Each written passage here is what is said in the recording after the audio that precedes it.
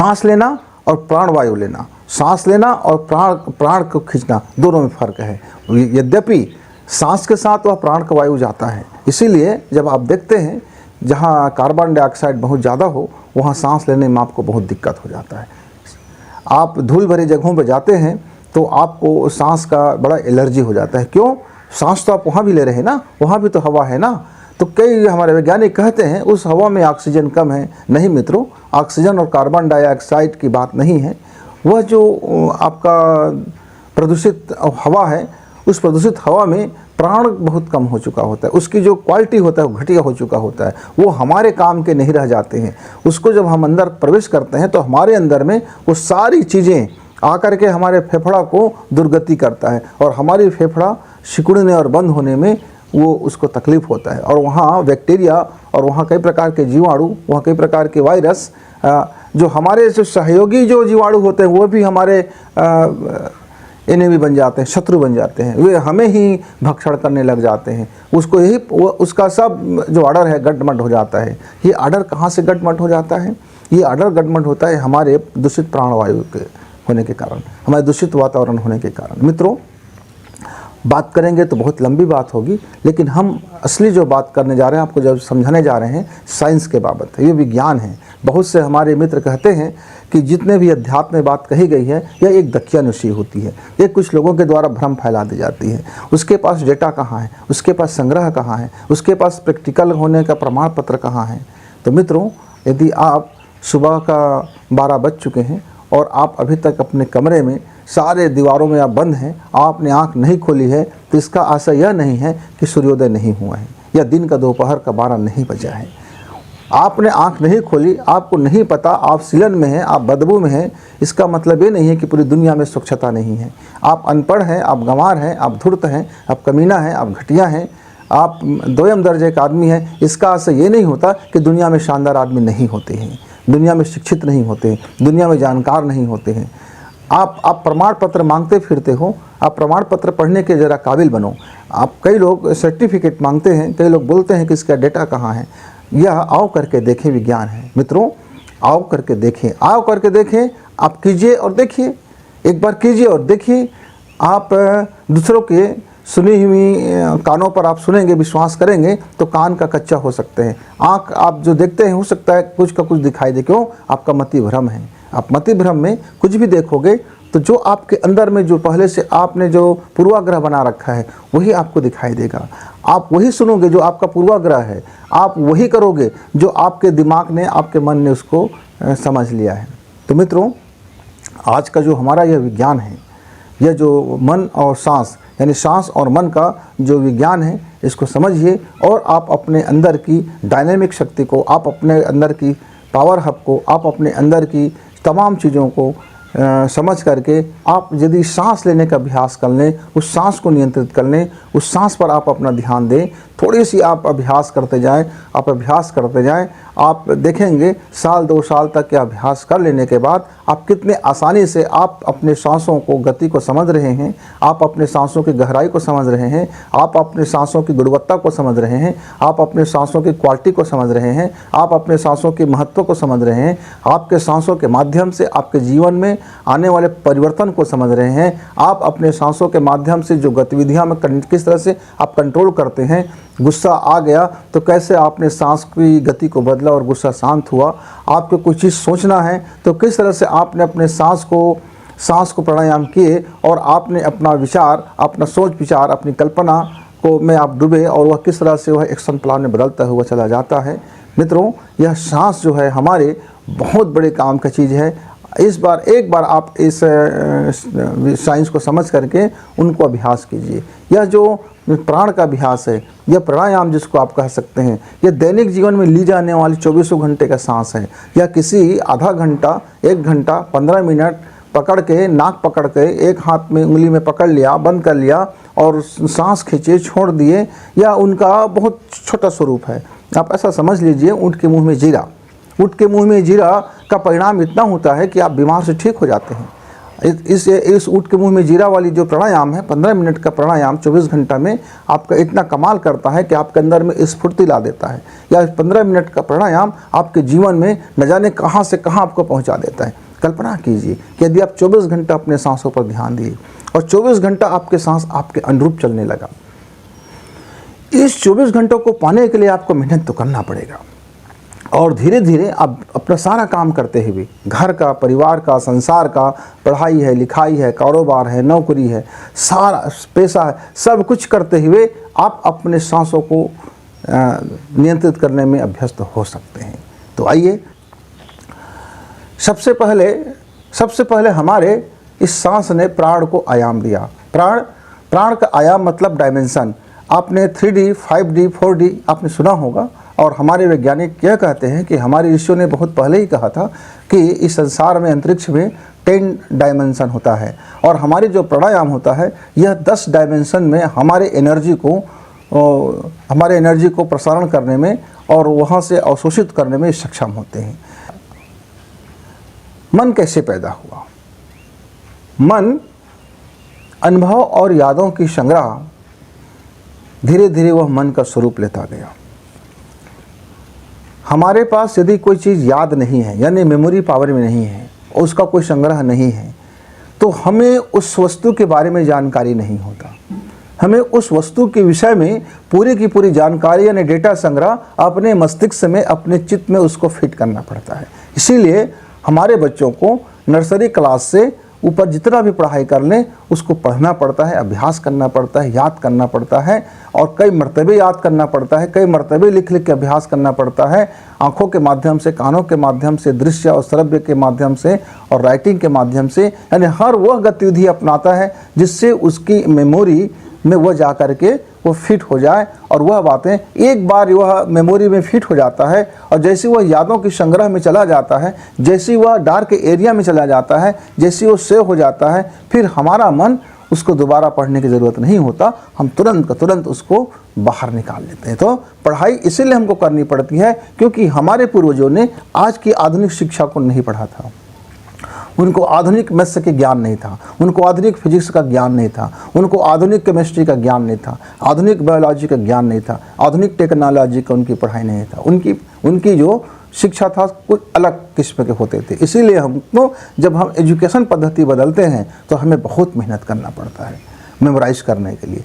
तो आप समझ गए कि जो यादों का संग्रह होता है, जो अनुभवों का संग्रह होता है, जो यही हमारे डीएनए में संग्रहित हो जाता है और यही हमारे मन बन करके हमारे जीवन में हावी होता है।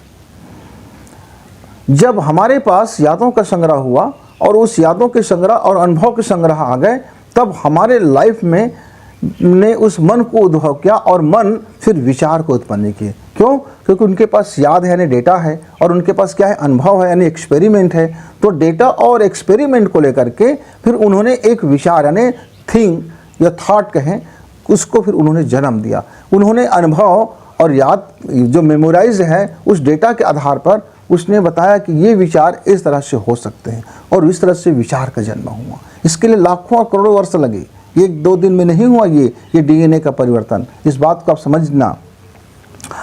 और जब विचार जन्म होता है हमारे लाइफ में तो उस विचार को यह सही है कि नहीं है, आज के परिप्रेक्ष्य में क्या होगा, आधुनिक समय में क्या होगा, कि इसका आज मानव जीवन पर क्या प्रभाव होगा, पर्यावरण पर क्या प्रभाव होगा, हमारे जन्म और मरण के बाद इसका प्रभाव क्या होगा, यह जानने की उत्सुकता फिर मन को हुआ। और जैसे मन को अतीत और फ्यूचर को जानने की उत्सुकता हुआ, तब हमारे विचार ने बुद्धि को जन्म दिया। बुद्धि मतलब विश्लेषण शक्ति को जन्म दिया। बुद्धि में एक विवेक का छन्नी लगा जो डेटा को और अनुभव को और हमारे थॉट को या उसके एक्सपेरिमेंट में आने वाले कोई भी दिक्कतों को वह बुद्धि अपना विश्लेषण करके बताने लगा। आज का जो हमारा साइंस है बुद्धि का साइंस है। इसीलिए आज के हमारे वैज्ञानिक, आज के हमारे गणितज्ञ, आज के हमारे फिजिक्सियन, आज के हमारे रसायन शास्त्री, आज के हमारे जीव विज्ञानी बिना प्रमाण का और बिना बुद्धि के तौले उसको यकीन नहीं करता। वो सच हो तो भी और नहीं है तो भी वह बस इतना ही सोचता है कि इसके प्रमाण क्या है। वह हर बार एविडेंस की ही मांग करता है। क्यों? बुद्धि का काम है एविडेंस मांगना। और जैसे जैसे हमारे बुद्धि का और विवेक का विकास हुआ, तो यह विकास यात्रा शुरू होने के बाद बड़ी क्रांतिकारी परिवर्तन हो गया मनुष्यों में। अभी तक हम जो होमो सेपियंस के जो प्रारंभिक प्रजाति थे, अब हम धीरे धीरे करके हम अपने लिए घर बनाना, अपने लिए आवास निवास और अपने परिवार के लिए सुख सुविधा, तमाम चीज़ों का हम अब ख्याल रखना शुरू किए, क्योंकि हमारे जो बुद्धि है, हमारे जो थॉट है, उसको एक विशेषक बन गया। विश्लेषक बुद्धि मन और विचार, विश्लेषक बुद्धि मन और विचार, ये तीन मिलकर के तीन आयाम बन गए। विश्लेषक बुद्धि मन और विचार, ये तीनों को जब ये जब 3D बना, इस तीनों को संयोजित करना, इन तीनों को संचालित करना, इन तीनों के बीच में अपना इन तीनों के बीच में संतुलन बनाना, बैलेंस बनाना, इसके लिए फिर प्राण की, वायु की, यानी जो सांस है वो उसकी आवश्यकता हुआ कि सांस की गति, सांस की गहराई और सांस की विशेषता ऐसी हो कि तीनों को संतुलन में रखे। और इसी से फिर हमारे पास वात पित्त और कफ, ये तीन तरह की विशेषता या विकार या विकृति या हमारे पास पावर उत्पन्न हुई। वात पित्त और कफ ये हमारे विशेषक बुद्धि मन और विचार, ये तीनों की प्रतिनिधि बना। ये हमारे शरीर को पूरी तरह से प्रभावित करने लगे। हमारे शरीर को बनाना, बिगाड़ना, विकसित करना, विकृत करना, विकार करना, फिर विकार से स्वस्थ करना, हेल्दी करना, ये तमाम ये इनके ही संयोग और वियोग से, इनके कम और ज़्यादा होने से, इनके बैलेंस बिगड़ जाने से हमारे शरीर में, हमारे जीवन में इसका प्रभाव प्रारंभ हो गया। मित्रों, यादों की समय सीमा होती है और उसका प्रभाव भी सीमित होती है। यादों की एक सीमा होती है और उसका प्रभाव भी एक सीमित दायरे में होता है। विचार का भी अपना समय प्रभाव का सीमा होता है और विश्लेषण के भी समय प्रभाव का एक सीमा होता है। किंतु जब ये तीनों मिले, मन, विचार और आपका बुद्धि, मन, विचार और बुद्धि जब तीनों मिले, तब ये तीनों ने मिलकर के एक नया एनर्जी का उद्भव किया, नया एनर्जी का उत्पत्ति किया। तीनों के संतुलन से क्या हुआ? कल्पना शक्ति। फिर कल्पना का ना कोई समय होता है, ना कोई सीमा होती है, ना उसका अनंत प्रभाव को हम अप्रभावित कर सकते हैं। फिर मनुष्य के जीवन में यह कल्पना शक्ति का उद्भव हुआ। ये जब मनुष्य के जीवन में जब कल्पना शक्ति आया, तब यह कल्पना शक्ति आया और कल्पना को विचार साथ मिल गया, तब यह टाइम और स्पेस के उस पार चले गए। यानी इसके अंदर में वह अविश्वसनीय परमाणु शक्ति उत्पन्न हो गया। वह उस परमाणु चीज को समझ गया कि जिससे यह संसार, जी गॉड पार्टिकल से जो संसार बना हुआ है, इस गॉड पार्टिकल को समझने में समर्थ हो गया। इस गॉड पार्टिकल को एक्सपेरिमेंट करने लगा। तो टाइम और स्पेस के उस पार हमारी कल्पना की दौड़ शुरू हो गई। तो अब जब कल्पना हमारे जीवन में आया, ये कल्पना आते आते डीएनए में हमारे आते आते लाखों वर्ष लगे। अब लाखों वर्ष लग जाने के बाद हम प्रसृत होते गए। पहले हमारे पास मन नहीं था, बुद्धि नहीं था, विचार नहीं था, कल्पना नहीं था। ये सब नहीं होने के कारण हम ज़रा कमज़ोर थे, शरीर से भी हम कमज़ोर थे और हमारे पास उतना कोई विशेष हमारा बाहुबल हम उतना ज़्यादा नहीं हुआ करते। जैसे जैसी कल्पना शक्ति हमारे जीवन में हावी होने लगा, वैसे वैसे ही हम मन में डूबते गए। और जैसे जैसे हम मन में डूबते गए, अब हम आदम से आदमी हो गए। और आदमी से अब चूंकि हम मन में डूबने लगे, हम मन से बाहर नहीं आ सकते थे। मन हमको प्रभावित करने लगा। मन को लगा ये खट्टा खाना है तो खा लिया, भले आज स्वास्थ्य के लिए हानिकारक है। मन को लगा कि आज मुझको ये काम करना है, हमने कर दिया। वो हमारे लिए हितकर है नहीं हितकर है हमने बाद में सोचा। हमने बुद्धि को थोड़ा किनारे कर दिया, विचार को थोड़ा पीछे कर दिया, अपने विवेक बुद्धि को थोड़ा पीछे कर दिया। क्यों? मन ललचाता है और मन हमें को कई नई चीज़ों की तरफ हमको उकसाते रहता है। मन हमारे एनर्जी को बहाने लग जाता है और जिसमें हमको रस आने लगा मन हमको उधर उधर दौड़ाए फिरा। और जैसे जैसे हमको कोई चीज़ में रस आ जाता, मन हमारे लिए नए नए और मार्ग खोज निकालते। क्यों? मन एक ऐसा एनर्जी है जो बड़ा चंचल है, वो कहीं टिकता नहीं है। उसको टिकाने के लिए क्या चाहिए? उसको बुद्धि चाहिए और प्राण चाहिए, उसको सांसें चाहिए, उस सांसों से नियंत्रित होते हैं मन को। इसीलिए आप लाख कोशिश करो, उसकी चंचलता आप रोक नहीं पाओगे। आप बहुत दबाते रहो, उससे कोई फर्क होने वाला नहीं है। आप बहुत मन की निग्रह करते रहो, ये बात के लिए ठीक है, पर निग्रह होने का नाम नहीं होगा। क्यों? मन तो हर सेकंड अपने स्वरूप को चेंज कर लेता है। हर सेकंड उसके अंदर में एनर्जी का विस्फोट होता है। आप जो हर सेकंड जिसके अंदर में परमाणु एनर्जी का विस्फोट होता हो, आप उसको निग्रह कैसे कर सकते हैं? आप उसको दबा कैसे सकते हैं? मित्र, समझने की बात है। तो सिर्फ उसकी दिशाएं बदली जा सकती है, उसके एनर्जी को परिवर्तित किया जा सकता है, उसके स्वरूप को चेंज किया जा सकता है, उसके डायरेक्शन को बदला जा सकता है। तो उसकी डायरेक्शन को बदलने के लिए हमको सांसों की जरूरत पड़ती है, यानी प्राणायाम की जरूरत पड़ती है। ऐसे सांस जिसके अंदर में उस प्राण को निर्देशित करें कि इस मन की क्या गति होगी, इस मन की कौन सी डायरेक्शन में होगा, या मन का अभी जो एनर्जी है उसका क्या उपयोग करेंगे। फिर मन उसको नियंत्रित कर लेता है, सांस मन को नियंत्रित कर लेता है। लेकिन अभी सांसों पर उतना ध्यान मनुष्य का नहीं गया था। अभी तक तो मन में ही मनुष्य डूब गए थे और मानव बन गए। मन की पंख कल्पना में लग गया, मन की पंख अब कल्पना के पंख बन गए और विचार उनकी शक्ति बन गया और बुद्धि उनका मंच बन गया। मन अब कल्पना की पंख लगा करके विचार के साथ और बुद्धि के साथ वह सफ़र किया, तो वह उनको बुद्धि का एक मंच मिला और विश्लेषण करने लगे, क्या हम इस कल्पना को प्राप्त कर सकते हैं। और मनुष्य ने फिर अपनी कल्पना को प्राप्त करने के लिए फिर बुद्धि के मन से उन्होंने काम करना शुरू किया। बुद्धि आज तक हम उसी मन से काम करते हैं। हमारे लिए बुद्धि ही एक ऐसा स्थान है जहाँ हम अपनी कल्पनाओं को अंजाम देते हैं, अपने विचारों का विश्लेषण करते हैं और अपने मन को वहाँ नियोजित कर लेते हैं। बुद्धि के मन से ही हम अपने मन को नियोजित करते हैं। और जैसे ही यह तीनों का संग्रह हुआ, जैसे ये तीनों आपस में मिले, मन के साथ कल्पना जुड़ा और विचार की शक्ति आया और विश्लेषण करने की शक्ति आया और बुद्धि का मंच मिला, तो फिर हमारे वैज्ञानिकों ने कहा, हमारे ऋषि सत्ताओं ने कहा कि जो चाहो सो पाओ। क्योंकि एक बार मन कल्पना कर लेता है और फिर उसके ऊपर विचार बन जाता है और विश्लेषण करके हम यह मान लेते हैं कि हम इसको हम कर सकते हैं। और जैसे ही हम कर सकते हैं कि यह अवधारणा हमारे चित्त में, हमारे मन में और हमारे अवचेतन में जैसे ही आता है, तो फिर वह अवचेतन उसको प्रकट कर देता है। क्यों? पहले से हमारे अंदर में वह दिव्य शक्तियाँ हैं, वह उसको प्रकट कर देता है। इसीलिए हमारे वैज्ञानिक कहते हैं, इन तीनों का इस्तेमाल करके आप जो चाहो सो पाओ, जो चाहो सो पाओ। आप उसमें शक्तिशाली बन सकते हैं। पौराणिक कथा के अनुसार से आप रावण भी बन सकते हैं और पौराणिक कथा के अनुसार से आप राम भी बन सकते हैं।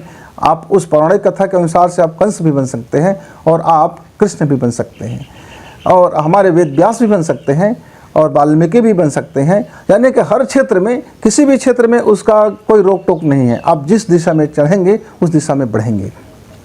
इन तीनों को प्राप्त करके, तीनों को समझ करके आप हमारे गौतम बुद्ध जैसे महान निर्वाण को भी प्राप्त कर सकते हैं। क्योंकि निर्वाण यही से प्राप्त होता है, यही से मिलता है उनका। यह सांसों का ही खेल होता है निर्वाण प्राप्त करने के लिए, क्योंकि सांस सबको नियंत्रित करता है, अपने आयाम तक पहुंचाता है।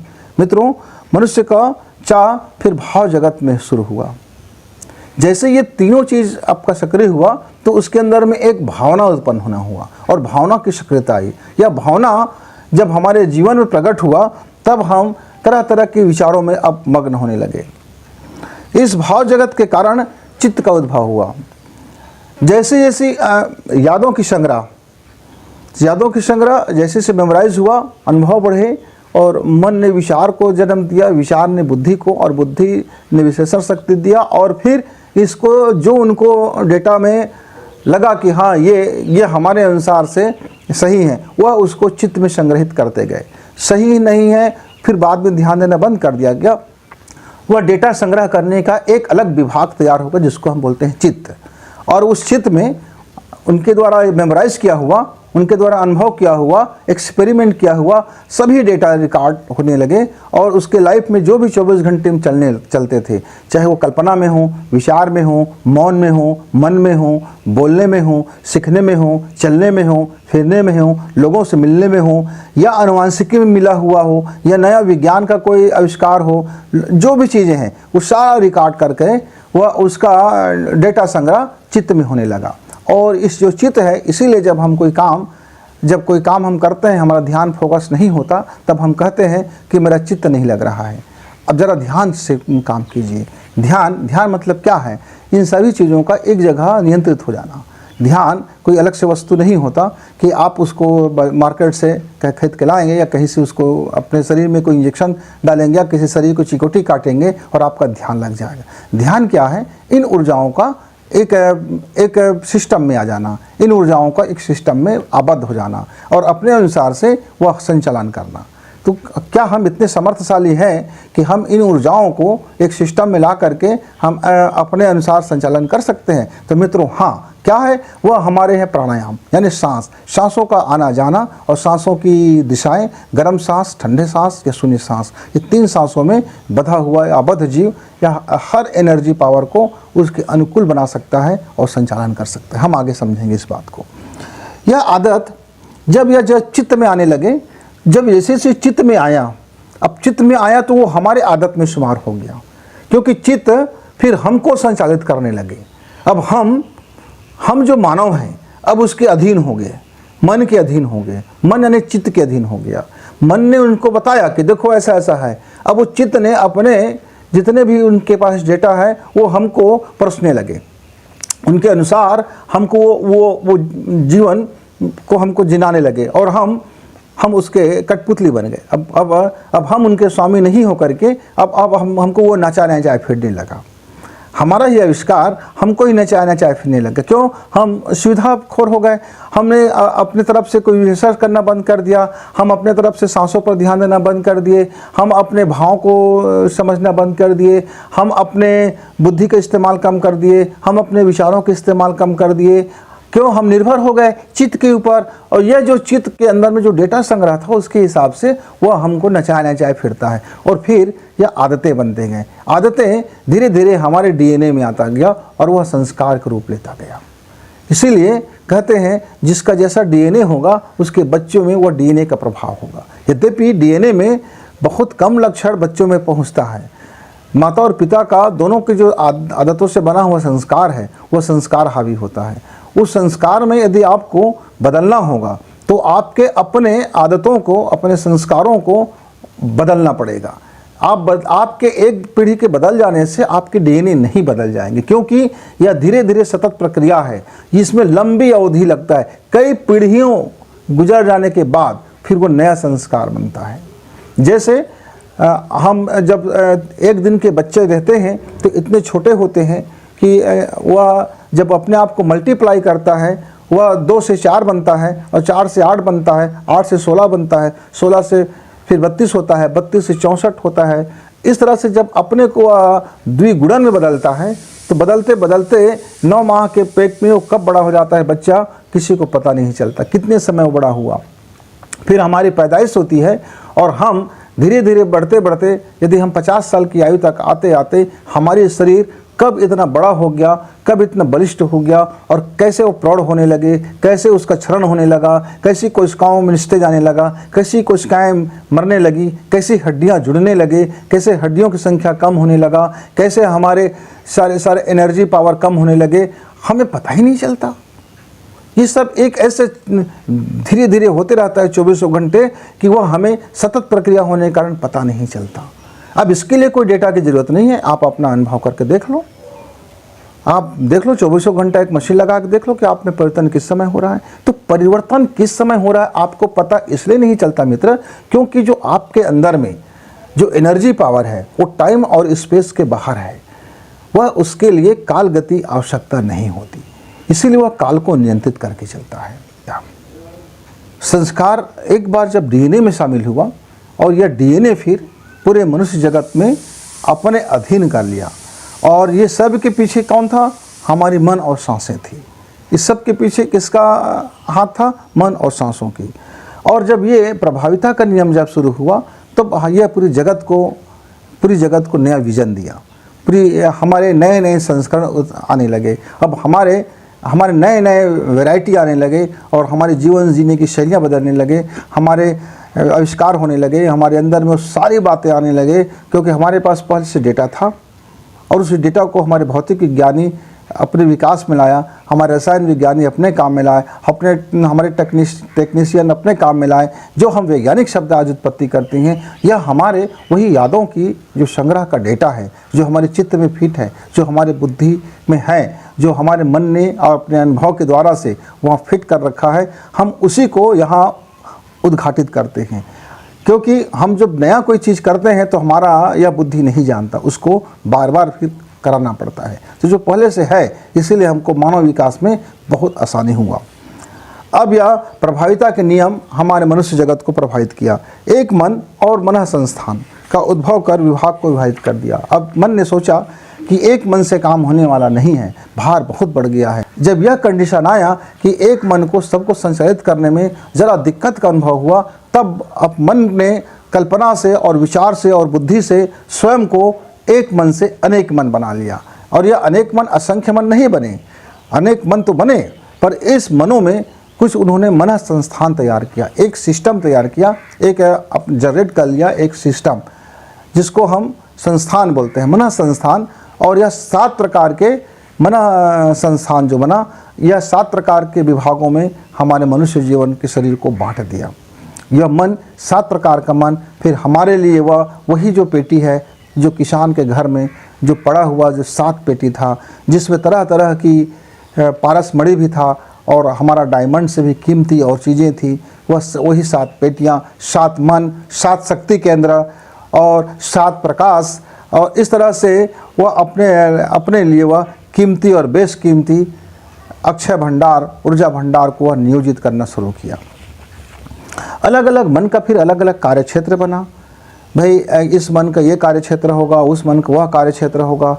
कार्य क्षेत्र की बंटवारा करने से सुसंचालित होता है, व्यवस्थित होता है, सिस्टम में गड़बड़ी कम होता है और सिस्टम को जानने में आसानी हो जाता है कि कौन सा मन हमारे शरीर की सुरक्षा करेगा, कौन सा मन हमारे विकास में ध्यान देगा, कौन सा मन हमारा वात पित्त को कंट्रोल करेगा, कौन सा मन हमारे प्रगति को कंट्रोल करेगा, कौन सा मन हमारे नए संतति को प्रकट करेगा, कौन सा मन हमारे बीज को निर्माण करने में लगाएंगे और कौन सा मन सब यादों के संग्रह को जारी करेंगे और कौन सा मन नए चीज़ों को एक्सेप्ट करेंगे, कौन सा मन पुराने चीज़ और नए चीज़ों को मिला करके अब अलग से संग्रहालय बनाएगा, कौन सा मन हमारी खोपड़ी को बदल देंगे।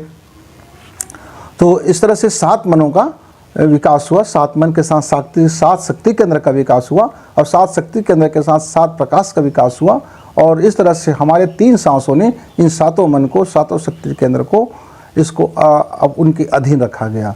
उनका हेड मास्टर, उनका मास्टर ऑफ मास्टर, आप उसको मास्टर ऑफ मास्टर कह सकते हैं, आप चाहे तो उसको मास्टर ग्रंथि कह सकते हैं या मास्टर ग्रंथि के भी मास्टर कह सकते हैं। यानी आप कह सकते हैं कि आपका थायराइड ग्रंथि जो होता है, ये 7 मन का मास्टर है, ये 7 मन का मास्टर है और 7 प्रकाश का मास्टर है। लेकिन यह जो थायराइड है हमारे यहाँ सांसों का मास्टर नहीं बन पाता, क्योंकि थायराइड को फिर नियंत्रित करता है वो हमारी सांसें।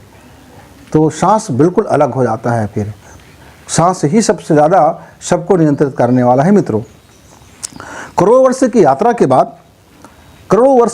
के बाद मानव मनस्वी बने और फिर ओजस्वी बने और तेजस्वी बने।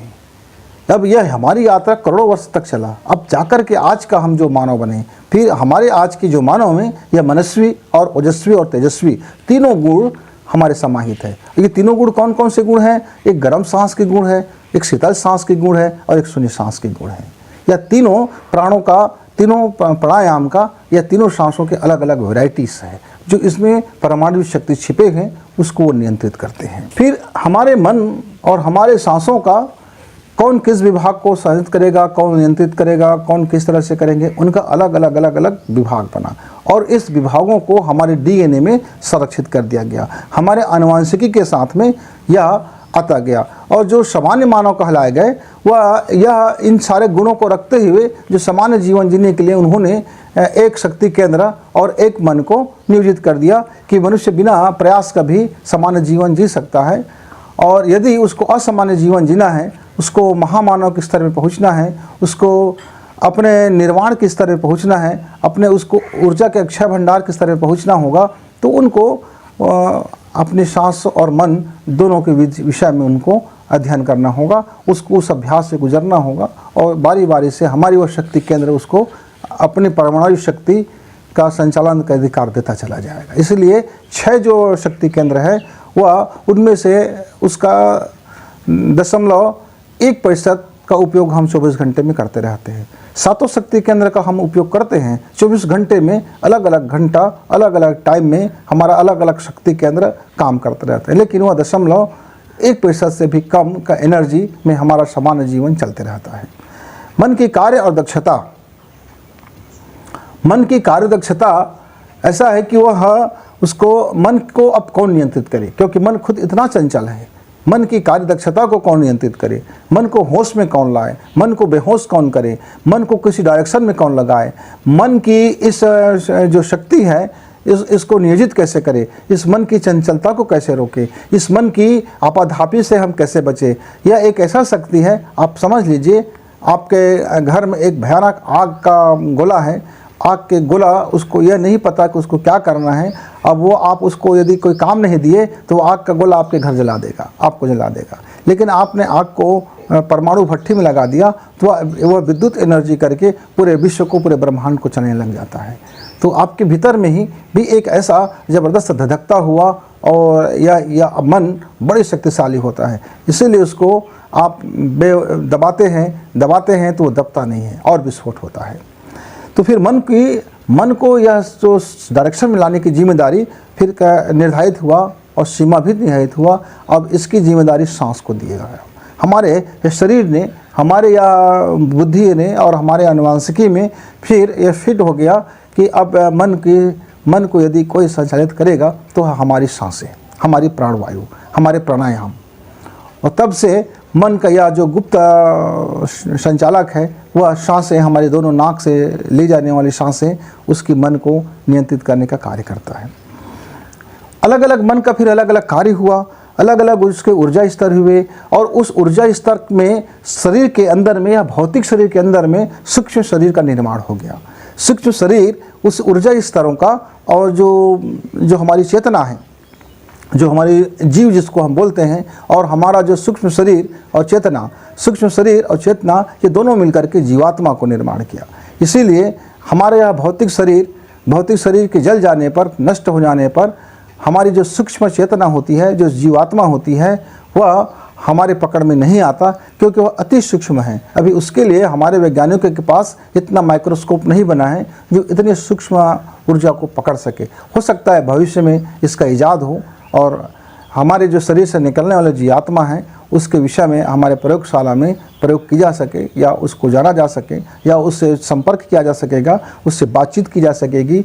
उसके लिए भी एक मशीन का आविष्कार हो जाएगा कि वो हमारे सूक्ष्म सत्ता से वे हमारे उपयोग करेंगे। इस ईथर में, इस ब्रह्मांड में बहुत सूक्ष्म सत्ताएं घूमती फिरती रहती है और वह हमारे इस स्थूल शरीर को भी प्रभावित करती रहती है। मित्रों, तो अलग अलग मन का, अलग अलग ऊर्जा स्तर का अलग अलग शरीर बना और यह हमारे शरीर के भीतर ही हुए। यह शरीर हमारे हाड़ मांस के शरीर नहीं बने, यह ऊर्जाओं का एक संग्रह हुआ जिसको हम चक्र कहते गए। यह और चक्र कोई ऐसा चक्का नहीं होता, इसका कोई धुरी नहीं होता, ऐसा कोई वह आड़े तिरछे नहीं होता, वह अनबैलेंस नहीं होता जिसको आप हीलिंग करके एक जगह स्थापित कर सको। वह आपके रज्जु में, वह आपके बोन मेरो में, वह उसका एनर्जी का एक स्विच जो बनता है वह आपके बोन मेरो से होकर के गुजरते रहता है। क्यों? क्योंकि आपका जो मूलाधार चक्र है, यानी जो आपका काम वासना का जो क्षेत्र है, जहाँ से आपका मूल बीज निकलता है, वहाँ से एक जो पतली खोखली नली हमारे रीढ़ की हड्डी के माध्यम से होते हुए हमारे मस्तिष्क के ऊपरी हिस्सा में आता है। यह दोनों का सर्किट जब मिल जाता है तो वहाँ से यहाँ से फिर हमारा जो डीएनए है, जो बीज है, वह हमारे वीर से होता हुआ, हमारे अंडाणु से होता हुआ नए जीवों में चला जाता है। इसीलिए सबसे नीचे पायदान को मूलाधार कहा गया, क्योंकि वहाँ वही मूल है इस संसार का, इस बीज का। पूरे ऊर्जाओं का बीज वही है, पूरे एनर्जी पावर का बीज वही है। इसीलिए उसको नीचे, सबसे नीचे में रखा गया, ताकि आसानी से आप उसको खोल ना सको। क्योंकि बिना प्रशिक्षित किसी भी अब बंदर के हाथ में आ जाएगा तलवार तो सबको काटते फिरेगा, बंदर के हाथ में आ जाएगा तलवार तो वो उसका दुरुपयोग करता फिरेगा। इसीलिए उसको सबसे नीचे में, तलहटी में और तलघर में, तहखाने में उसको सुरक्षित रखा गया। हमारे मन ने बहुत होशियारी से काम किया, बुद्धि के माध्यम से। 7 प्रकार के मन और 7 प्रकार के शक्ति केंद्र, और ये 7 प्रकार के शक्ति केंद्र को समझने के लिए हम 7 प्रकार के जो प्रकाश की किरणें होती है, जो हमारी ऊर्जा का स्वरूप है, उसके साथ तारतम्यता को हम समझ सकते हैं। आप आंख बंद कर लीजिए, अभी आप आंख बंद करेंगे, थोड़ी देर के बाद एक आपको आंख के बीचों बीच में एक दृश्य दिखाई देगा, एक कलर दिखाई देगा, और उस रंग से आप जान सकते हैं कि अभी आपके शरीर के कौन सी ऊर्जा क्षेत्र अभी सक्रिय है और कौन सा निष्क्रिय है। क्योंकि एक सक्रिय होगा, कभी कभी 2-3 एक साथ सक्रिय होते हैं तो कलर का मिक्स आ जाते हैं। तो मित्र, आप बहुत आसानी से समझ सकते हो कि इसीलिए हमारे महामानव ने, हमारे सद्गुरुओं ने, हमारे गुरु ने हमको कहते हैं कि आप सफ़ेद रंग का ध्यान करो, आप पीले रंग का ध्यान करो, आप ओंकार का गुंजार करो, क्योंकि ये ध्वनियाँ उनकी शक्ति केंद्रों को प्रभावित करते हैं, और ये शक्ति केंद्रों को वह इन ध्वनि को माध्यम से ही वो शक्ति केंद्र का लाभ खोला जाता है।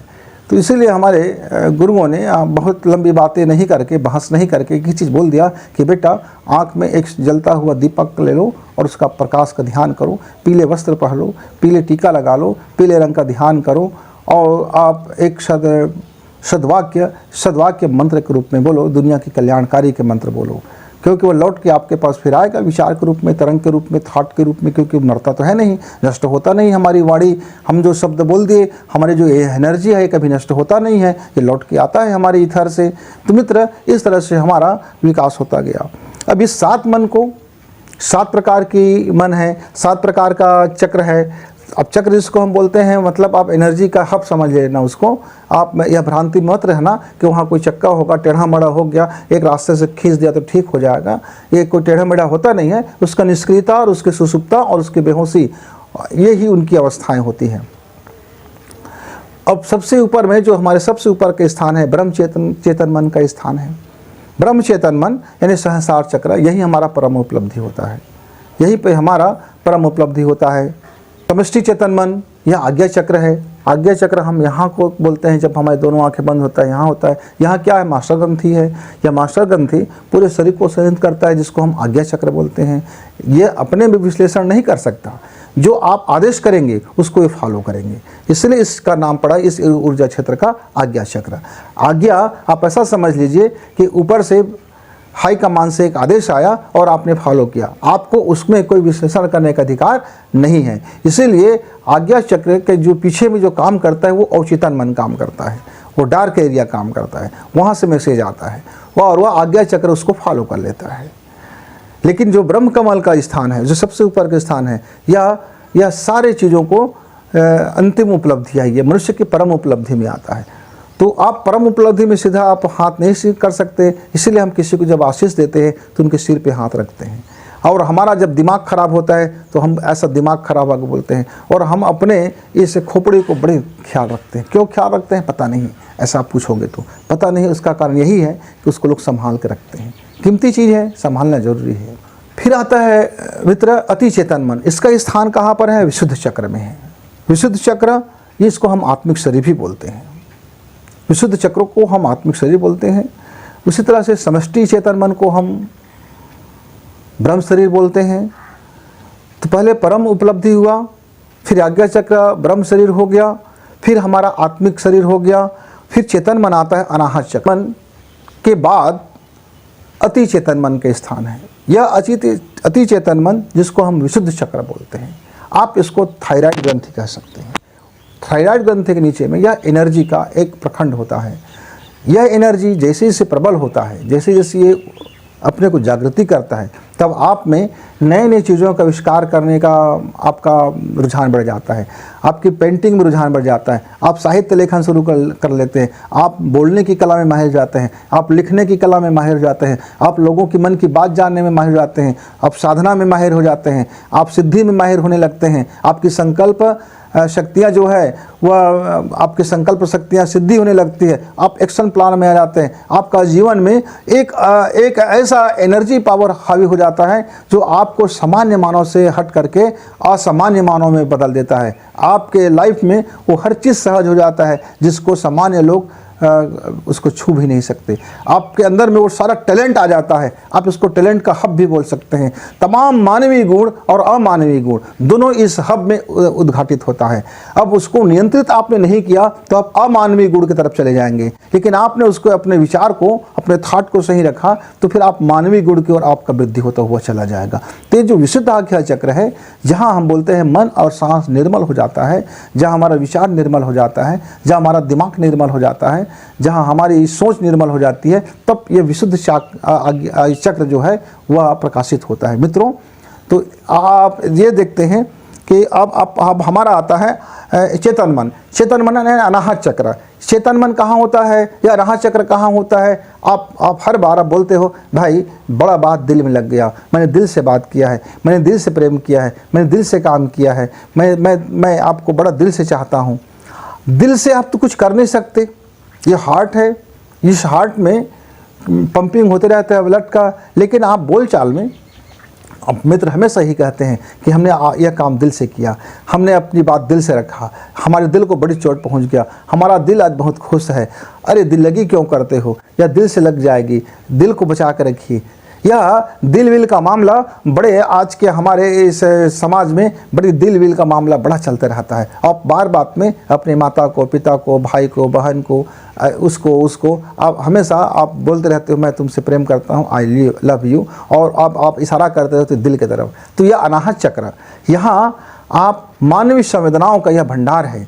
यह मनुष्य की जितने भी संवेदनाएं होती है, जितने भी पावरफुल संवेदनाएं हैं, आपका थाट है, आपका विचार है, आपकी काम करने की क्षमता है, आपका प्रेम है, दया है, करुणा है, लोभ है, मोह है, सारी क्वालिटी, जितने भी संवेदनाएं हैं, जितने भी भावनाएं हैं, यह भावनाओं का संग्रह इस एनर्जी क्षेत्र में पाया जाता है। इसीलिए इसको अनाहत कहते हैं। आप इसको आहत मत कीजिए।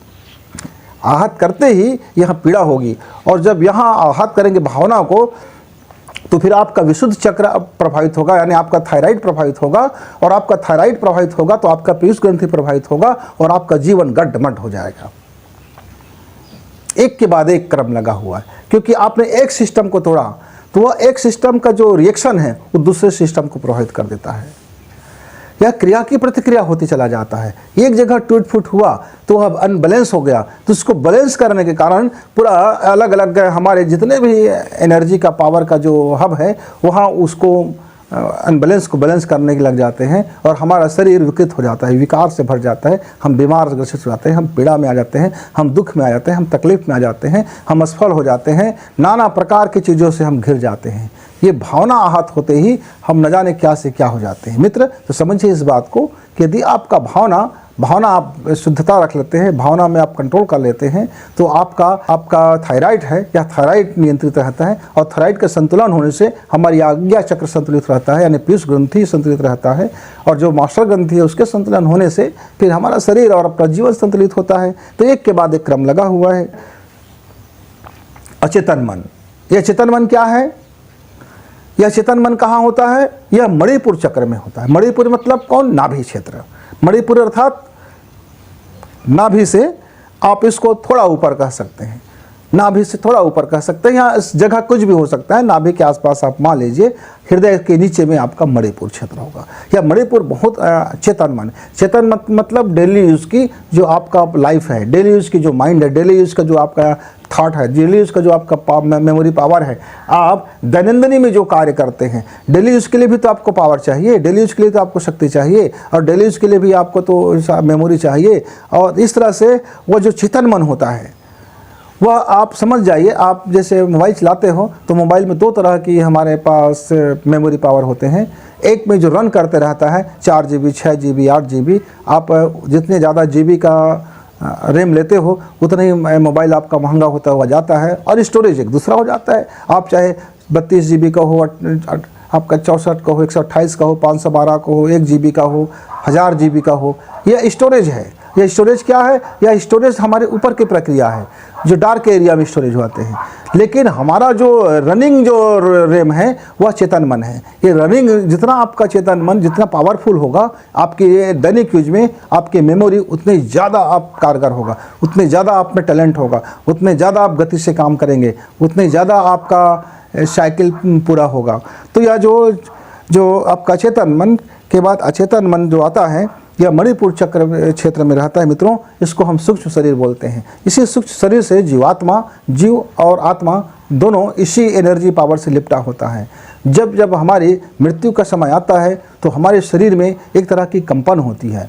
क्यों यह कंपन क्यों होता है? यह कंपन दर्द के कारण नहीं होता है। वह एरिया, वह क्षेत्र सक्रिय हो जाता है क्योंकि वह अपने को सुरक्षित रखना चाहता है, जानता है कि अभी शरीर छोड़ने वाला है, यह शरीर अब काम का नहीं है, यह घर हमारा जीर्ण शीर्ण हो गया है, या इस घर में अचानक दुर्घटना हो गया तो इसको हमको निकलना है। तो जीवात्मा अपने को एनर्जी पावर में वही लपेटे हुए रखता है और वह फिर अपना सुरक्षित निकासी कर लेता है।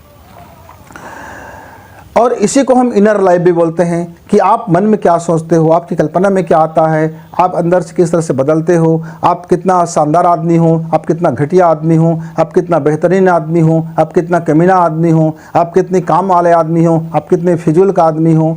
यानी कि जो गुणवत्ता है आपका, यही डिसाइड होता है, इस अचेतन मन में ही डिसाइड होता है। इस अचेतन मन में डिसाइड होकर के वो पड़ा रहता है और यह डेटा आपको समय समय पर उपलब्ध कराते रहता है। फिर आता है मित्र हमारे स्वाधिष्ठान चक्र का, समष्टि अचेतन मन जिसको बोलते हैं, स्वाधिष्ठान चक्र। यह चक्र हमारे नाभि के पास में आता है और यहाँ फिर हमारा भावना जगत, अनुभूतियाँ जगत, व्यक्ति जगत आता है। बोलते हैं ना, पेट से होकर के हमारा प्रेम का मार्ग बुद्धि तक पहुँचता है। यदि हमारा जठर रस सही काम नहीं करेगा, हमारा किडनी सही काम नहीं करेगा, हमारी लीवर सही काम नहीं करेगा, हमारी फेफड़ा सही काम नहीं करेगा, तो फिर हमारा शरीर कैसे सही हो पाएगा? तो फिर हमारी सांसें कैसे सही चलेंगी, हमारी मन कैसे गतिशील होगा? तो यह स्वाधिष्ठान जो एनर्जी पावर है उसका कार्य क्षेत्र इन आंतरिक इनर लाइफ को दे दिएगा कि आप कच्चे माल पेट में आ जाता है, आप उसको ज़रा रिफाइन कीजिए, पक्का कीजिए और अलग अलग जो जिसका उपयोगी है और उस माल को आप वहाँ भेजते जाइए। और जो भावनाएं आती हैं उनको भी उस भावना को अलग अलग क्षेत्रों में बांटते जाइए। तो लीवर का फंक्शन है, यकृत का फंक्शन है, चाहे आपका फेफड़ा हो, हार्ट हो, किडनी हो, यानी शरीर के अंदर में जो रॉ मटेरियल से लेकर के उसको पक्का रसायन और रस बनाने तक का ये जिम्मेदारी, क्योंकि उसमें भावना भी शामिल हो जाता है, आपकी मनोकामना भी शामिल हो जाता है, आपकी कल्पना भी शामिल हो जाता है, आपकी डेली यूज में जो पड़ने वाले जो आपकी पीड़ा है, आहत है, खुशी है, सब उसमें शामिल हो जाता है और उसके अनुरूप और रपा चक्रस बनाता है। आप एक काम करना, एक छोटा प्रयोग करना, आप गुस्सा में खाना खाना और गुस्सा में आप खाना खाना लगातार 3 दिन और सुबह शाम बहुत गुस्सा करके खाना खाना, और आप देखेंगे चौथे दिन आपका स्वास्थ्य कैसे बिगड़ गया है।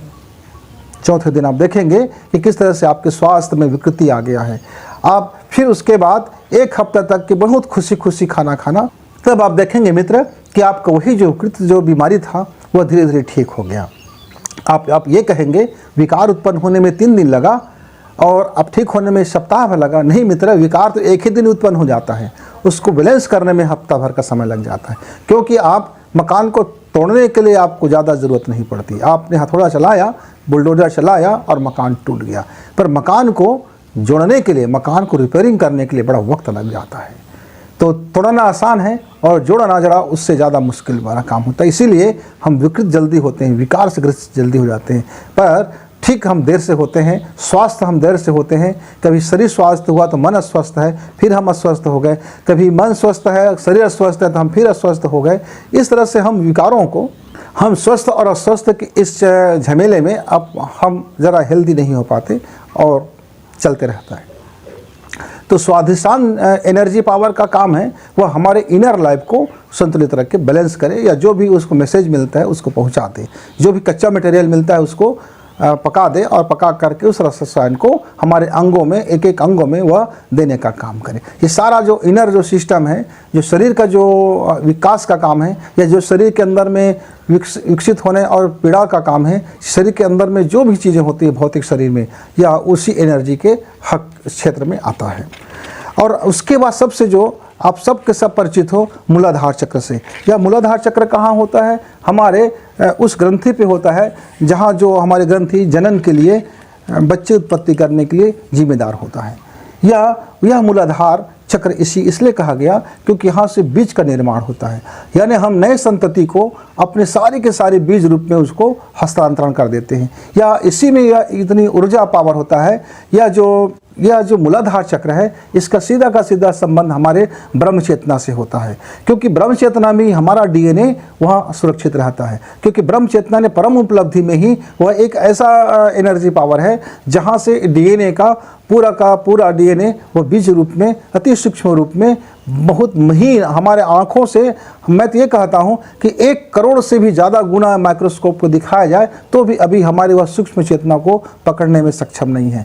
हो सकता है कि 10 लाख खरब गुना हम हमारी जो आज के जो आवर्धक लेंस है उसको बढ़ा दें तो यह हमारी जो चेतना हमको दिखेगी, यह एनर्जी पावर हमको दिखेगी। तो इसीलिए मूलाधार चक्र को हमारे वैज्ञानिकों ने, हमारे लोगों ने, या हमारे ऋषि संतों ने हमेशा कहते हैं कि आप मूलाधार चक्र से आप जो आपका जो वीर्य है उसे नीचे मत आने दो, उसे ऊपर लाने दो। तो कई हमारे मित्र भ्रम में पड़ जाते हैं कि जो चीज़ें बाहर निकलने का है उसको हम मस्तिष्क तक ले जाएंगे तो पागल नहीं हो जाएंगे, हम बीमार नहीं हो जाएंगे, भला उसको ऐसे कैसे ऊपर तक खींच सकते हैं। मित्र, तो जो भौतिक मटेरियल है, जो जिसको आप वीर्य कहते हो, भौतिक मटेरियल है, उस भौतिक मटेरियल को आप अपने ब्रह्म चेतना तक नहीं पहुंचा सकते।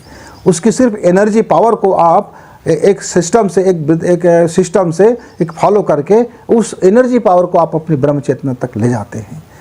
तो यह भूल ना करना कि कभी आप उसको सोचेंगे कि कोई मुझको ऊपर ले जाने का मार्ग बता रहा है, तो जैसे उसका कार्य नीचे आता है तो हमारे वह काम वासना में हमारे मन को उत्तेजना ले आता है और हमारे जीवन को काम वासना से ग्रसित करता है, और उसका उस खुशी का, उस आनंद का एक झलक अनुभव करने के लिए, वह छद्म प्रेम पाने के लिए, वह छद्म आनंद पाने के लिए हम अपने जीवन को बड़ी गटमट करते रहते हैं। और जितनी ज़्यादा में हमारा यह जो शरीर से निकलेगा, क्योंकि यह एनर्जियों का संग्रह है, जितना ज़्यादा वह शरीर से क्षरण होगा उतना ही हम निस्तेज होते जाएंगे, उतना ही हम कमज़ोर होते जाएंगे। क्यों? क्योंकि आप तो सीधा के सीधा एनर्जी को ही बाहर फेंक रहे हो।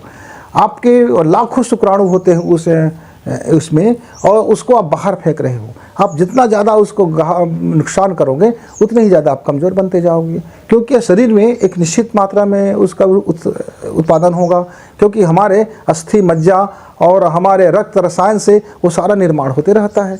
तो आप उसका काम यदि आप उसी में लगा दिए, आपका निर्माण कम हुआ और आपने खर्च ज़्यादा कर दिया। आपने 1 रुपये का आज कमाई किए और आपने 10 रुपये कमा दिया, तो आप धीरे धीरे क्या हो जाएंगे, आपका बैंक बैलेंस ख़त्म हो जाएगा और आप गरीब बाजा हो जाएंगे, और आपका शरीर निश्चय होता होता इतना कमज़ोर हो जाएगा कि आप किसी काम के नहीं रहेंगे। फिर आपका जो सूक्ष्म शरीर है, जो स्वाधिष्ठान चक्र है, वो बोलेगा कि भैया ये तो बड़ा निम्न स्तरीय प्राणी है, ये अपने घर को ही बर्बाद कर दिया, ये अपने मन को बर्बाद कर दिया, ये अपने जीवन को बर्बाद कर दिया, यहाँ रहने का क्या औचित्य है। फिर वह अपना स्थान छोड़ देता है, अपना स्थान छोड़, आप बीमार हो जाते हैं, आप पीड़ा से भर जाते हैं, नाना प्रकार के रोग से आप ग्रसित हो जाते हैं। तो मित्रों, यह मूलाधार जो चक्र है, जो अंतिम पैदान है आपके एनर्जी का, वही आपका पहला पैदान है एनर्जी का। आप वहाँ से उसको ठीक कर लेते हैं अपने सांसों के माध्यम से, तो आपकी जो वह एनर्जी पावर है, वह सभी एनर्जी पावर को, चौक चौराहे को एक फिट देते हुए आपकी जो गति है, आपकी जो प्रगति है, आपका जो विकास है, उसको शानदार करता हुआ चला जाता है। मित्रों, इस मन और शक्ति केंद्र, जिसको हम चक्र कहते हैं, इस मन और शक्ति केंद्र परंतु यह किसी चक्के की तरह नहीं होता है। हमने आपको पहले ही आगाह किया था, इस तरह आप कोई व्हील मान करके आप इसको बैलेंसिंग में नहीं लग जाना। आप इसको कोई व्हील जो टेढ़ा मेढ़ा हो गया है ऐसा मान करके कोई आप छद्म क्रिया में मत लग जाना। ज़रा सावधान, ज़रा संभलिए, क्योंकि हमारी इस संसार में बड़ी मार्केट है। यह संसार एक ऐसा बाज़ार है जहाँ लोग अपने पैसे के लिए, जहाँ लोग अपने धन इकट्ठा करने के लिए, अपने मनी पावर को बढ़ाने के लिए जो थोड़ा ज्ञान है और थोड़ी साधना है या थोड़ी उनके पास पावर है, थोड़ी जादूगरी है, इस जादूगरी के माध्यम से आप भ्रमित हो सकते हैं। यह जादूगरी में हमारे जीवन का उत्थान नहीं होता। जादूगरी सिर्फ हमारे जीविकों को उपार्जन का साधन बन सकता है।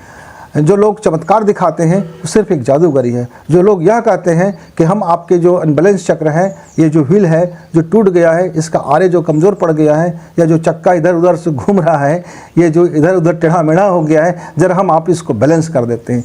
ये जो जादूगरी का जो खेल दिखाते हैं, रंगों का खेल दिखाते हैं, जो शब्दों का खेल दिखाते हैं, जो मंत्रों का खेल दिखाते हैं, मित्रों इससे सावधान। यह एक जादूगरी है और जादूगरी से आपका भला होने वाला नहीं है। अब जीवन में सचमुच उन्नति और तरक्की चाहते हैं तो उसको समझिए। यह जो मन और सांस का खेल से आप इस अपने एनर्जी पावर को अपना बेहतरीन उपयोग कर सकते हो, सर्वोच्च उपयोग कर सकते हो। साधारण मानव से अति मानव और महामानव बनते हुए आप जो चाहो सो पा सकते हो। परम उपलब्धि चाहो, आप अपना निर्माण चाहो, आप अपनी मुक्ति चाहो, आप अपनी मोक्ष चाहो, आप अपने विज्ञान चाहो, आप अपनी सफलता चाहो, आपके पास कोई भी चीज़ फिर ऐसा नहीं रह जाएगा कि आपको यह कहना पड़े कि मैं निर्धन हूँ, हाय मैं क्या करूँ। आपको रोते ज़िंदगी गुजारना नहीं पड़ेगा, क्योंकि तब आप जान चुके होंगे कि आपके पास वो धन है जिसको भुना करके आप जो चाहो पा सकते हो। कि इसमें सांस का रोल कहाँ पर है।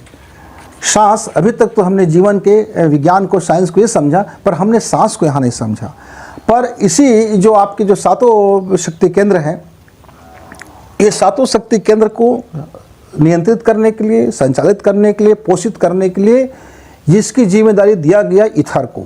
ईथर में जो प्राण वायु रहते हैं, जो प्राण तत्व रहते हैं, ये जो हमारा वायुमंडल में जो प्राण तत्व होते हैं, जो प्राण तत्व को वहाँ से खींचना और इन शक्ति केंद्रों तक पहुँचाना।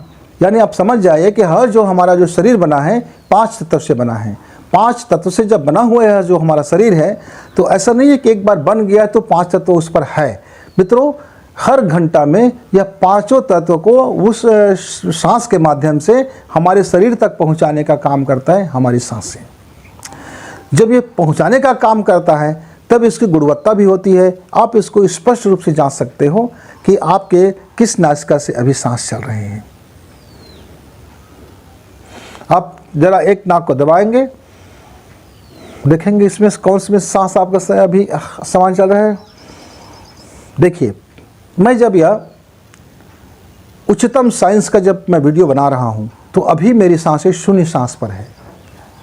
मित्र, यह जब मैं अध्यात्म और उच्चतम विज्ञान का जब मैं वीडियो बना रहा हूं तो मेरी सांसें, मेरी मन मेरी सहायता कर रहे हैं। मेरी सांसें दोनों नासिका से एक साथ चल रहे हैं, ताकि मेरे अंदर का सातों जो एनर्जी पावर है वह कहीं मुझे रुकने ना दे, मेरे फ्लो को कहीं टूटने ना दे, मेरे चित्त को कहीं बहकने ना दे, मेरे मन में कुछ अनशंट ना आने दे, मेरे दिमाग में कोई बातें स्खलित ना होने दे, मेरे जो अंदर की जो एनर्जी है कहीं मुझे कोई अन्य चीज़ों में परेशान ना करे। तो मुझको संतुलित करने के लिए जब मैं यह जो अवधारणा जब किया तो मैंने अपनी 0 सांसों पर मैंने यह वीडियो बनाना शुरू किया। अभी मेरी जो सांसें हैं वो 0 सांसों पर है।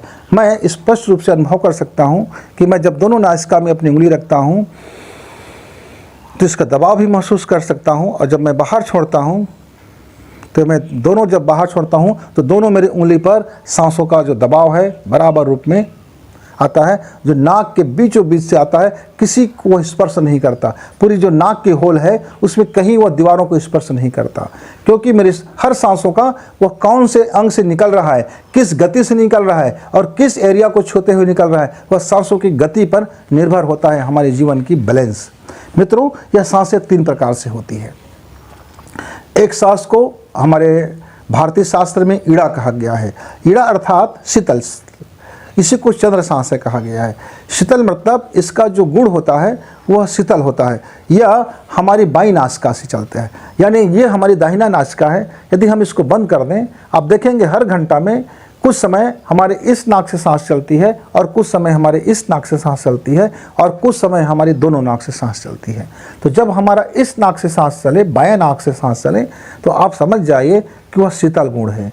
वो शीतल तत्व को हमारे भीतर में हमारे ऊर्जाओं को वह पहुंचा रहा है। उस समय जो भी शीतल का गुण होगा, जो भी जल का गुण होगा, जो भी इस शरीर के पदार्थ का गुण होगा, जो भी रॉ मटेरियल में जो निर्माण का गुण होगा, चाहे वो खाने का गुण हो, चाहे वह मीठा बोलने का गुण हो, चाहे नए काम करने का गुण हो, चाहे हमारे मेमोरी पावर का गुण हो, यह शीतल सांस से चलने से वह हमारे बहुत जल्दी बेहतरीन उपलब्धि ला के देता है। विपरीत हो जाने से वह अड़चन पैदा हो जाता है। आप ऐसा समझ लीजिए कि आपको लंबी दौड़ लगाना है, आपको दिल्ली तक दौड़ लगाना है और रोड यदि आपको खाली मिल जाए, कोई ऐसा ग्रीन कॉरिडोर मिल जाए जहां आप दौड़ रहे हो, वो कोई बीच में ना आए, तो आपका जो बाधा रहित दौड़ होगा, आप गति से उस स्थान तक पहुंचेंगे। लेकिन आपको भीड़ भरे स्थान पर दौड़ने के लिए कह दिया जाए, तब आपका वह गति बहुत मंद हो जाएगा और आप टूटते फूटते और धकियाते बल खाते इधर से उधर जाने क्या क्या करते आप अपने स्थान तक जाते जाते तक हाँफ जाओगे। यही होता है हमारी सफलता और असफलता के कारणों में। तो अलग अलग सांसों का अलग अलग कॉरिडोर है और उस तक पहुंचने की एनर्जी पावर बनता है और हमारे जीवन में वही सफलता असफलता को मानदंड को तय करते हैं। दूसरा, हमारा जो सांस है इसको हम पिंगला बोलते हैं। तो स्वाभाविक है, जब बायां हमारा ईड़ा होगा तो दाहिना हमारा पिंगला होगा। जब बायां हमारा शीतल सांस होगा तो फिर हमारा जो दाहिना होगा वह गर्म सांस होगा, जिसको हम सूर्य नाड़ी बोलते हैं, क्योंकि हमारे शास्त्रों में इसको नाड़ी कहा गया है।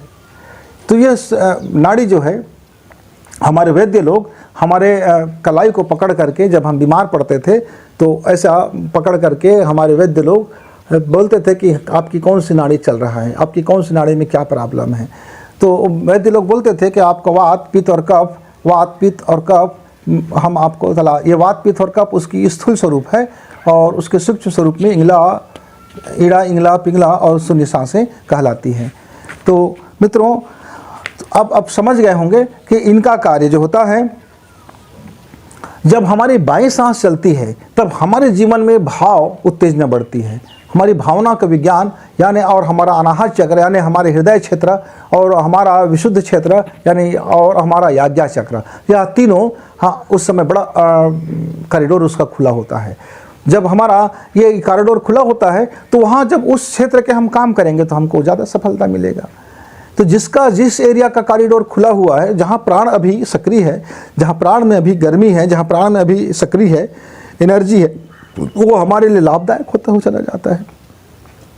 अब स्वाभाविक रूप से जब आप सुनेंगे शून्य सांसें, यानी कि जहाँ गर्म और ठंडा दोनों एक साथ चले, प्लस और माइनस हम नहीं कहेंगे। यहाँ ठंडा और गर्म विज्ञान में एक प्रयोग होता है, ठंडी की शक्ति और गर्म की शक्ति। जब ठंड की शक्ति और गर्म की शक्ति को जब हम मिला देते हैं तब वह एक परमाणु ऊर्जा बनता है, जब परमाणु विस्फोट होता है और वह अनंत शक्तियों को स्थापित कर देता है। तो ठंड की शक्ति और गर्म की शक्ति यानी शीतल सांस की शक्ति और गर्म सांस की शक्ति, यदि दोनों को संयोजित कर दें या दोनों संयोजन होकर के वह हमारे परम उपलब्धि को वह कॉरिडोर बना देता है। तो जब हम आपका शीतल सांस और गर्म सांस यानी चंद्र नाड़ी और सूर्य नाड़ी, यह दोनों को संतुलित मात्रा में लेकर के यदि हम अपने मूलाधार चक्र में यानी अपने मूल एनर्जी पावर में उसको प्रविष्ट जब कराते हैं तो कॉरिडोर चूँकि उस समय खुला होता है, जब कॉरिडोर खुला होगा तो सीधा सीधा परम उपलब्धि यानी महानिर्वाण तक का हमें रास्ता निर्बाध गति से होता है। हर घंटा या 4 मिनट के लिए यह कॉरिडोर खुला होता है, हर घंटा 4 मिनट के लिए यह कॉरिडोर खुला होता है। आप उस 4 मिनट में यदि आप प्रार्थना करते हैं, साधना करते हैं या आप कुछ भी उस समय जो करते हैं, आप उस क्षेत्र में, आत्मिक क्षेत्र में यह एनर्जी, इनर पावर की एनर्जी होता है, उस क्षेत्र में वह लाभदायक होता है। आप मान लीजिए आप इनर क्षेत्र का कॉरिडोर खुला हुआ है और आप चाहते हैं कि कोई पढ़ाई लिखाई का काम हो, कोई गणित में से बनाओ, कोई भूगोल देखें, कोई हिस्ट्री देखें, कोई पॉलिटिकल साइंस देखें, तो आपको याद नहीं होगा। क्यों? उस समय वह आपका साधना का टाइमिंग है, उस समय आपका वह इनर यात्रा का टाइम है। आपके बाह्य जगत से कट चुका है आपकी जो अंदर की सारी ग्रंथियाँ, तमाम एनर्जियाँ, अभी वह अंदर की जगत में वह अपने आप को एनर्जी सक्रिय है। मित्रों, तो आप इस अलग अलग एनर्जी पावर को हम अलग अलग सांसों के माध्यम से नियंत्रित करते हैं और यह हर घंटा हमारे सांस चलते रहते हैं। ईड़ा नाड़ी, इसको ही हम चंद्र नाड़ी बोलते हैं, इसकी गुण शीतलता है। इसकी गुण शीतलता है। यह हमारे शरीर को, यह हमारे फिजिकल शरीर को, या हमारे बॉडी को, या हमारे भौतिक रस रसायन को यह नियंत्रित करता है, पोषित करता है और संचालित करता है। जब हम बीमार पड़ जाएं तो हमको यह शीतल सांसों को जरा देखना होगा, समझना होगा, परखना होगा और उसके माध्यम से हम अपने शरीर के विकारों को हम जल्दी ठीक करने में एक सहायक होगा। आप मेडिसिन लीजिए, आप डॉक्टर की सलाह लीजिए, आप डॉक्टर की बात मान लीजिए, लेकिन आप ज़रा उनके साथ में अपना ये सहयोगी टूल्स अपना लेते हैं तो ये आपके लिए बहुत कारगर साबित होगा, क्योंकि ये वास्तव में यही प्रमुख है, यही प्रधान है। लेकिन चूंकि हमारा विज्ञान, हमारा साइंस अभी सांसों पर अभी उतना काम नहीं कर पाया है, हालांकि इसके ऊपर एक हमारा अलग से पूरी की पूरी औषधि शास्त्र है, हमारे अलग से एक पूरा चिकित्सा शास्त्र है जो एनर्जी पावर पर काम करता है, जिसको हम एक्यूप्रेशर या इसी कुछ नाम से हम बोलते हैं। और हमारा होम्योपैथ का जो जितने भी रस रसायन होता है, यह एनर्जी पावर को बैलेंस करने का ही सूक्ष्म मात्रा में हमारे शरीर में रसायन में परिवर्तन करके करने का काम वहाँ भी चलता है। अभी यह विज्ञान थोड़ा सा हमारा पीछे चल रहा है। अभी हमारा गणित का विज्ञान काफ़ी आगे चल रहा है और हमारा भौतिक का विज्ञान और हमारा रसायन का विज्ञान, हमारा बायोलॉजी का विज्ञान और हमारा ज़रा एनर्जी पावर का विज्ञान ज़रा उसके अभी पीछे चल रहा है। जिस दिन इसका भी विकास होगा आप समझेंगे, आप महामानव जैसे आपको सुविधाएं प्राप्त होता हुआ चला जाएगा। मित्रों, और इस युग में आपको यह सौभाग्य मिला है कि आप तमाम साधनों का, संसाधनों का और अपने इनर साधनों का और आप बाह्य साधनों का सबका उपयोग करते हुए आप अपने जीवन को परम लक्ष्य तक, परम उपलब्धि तक पहुंचा सकते हैं। पिंगला नाड़ी, सूर्य नाड़ी जिसको बोलते हैं, इसका पिंगला नाड़ी का मुख्य कार्य है भाव, संवेदना, विचार, बुद्धि और जितने प्रकार के हमारे मन हैं और जितने प्रकार के हमारे एनर्जी पावर है, वहाँ इसका पोषण होता है, नियंत्रण होता है।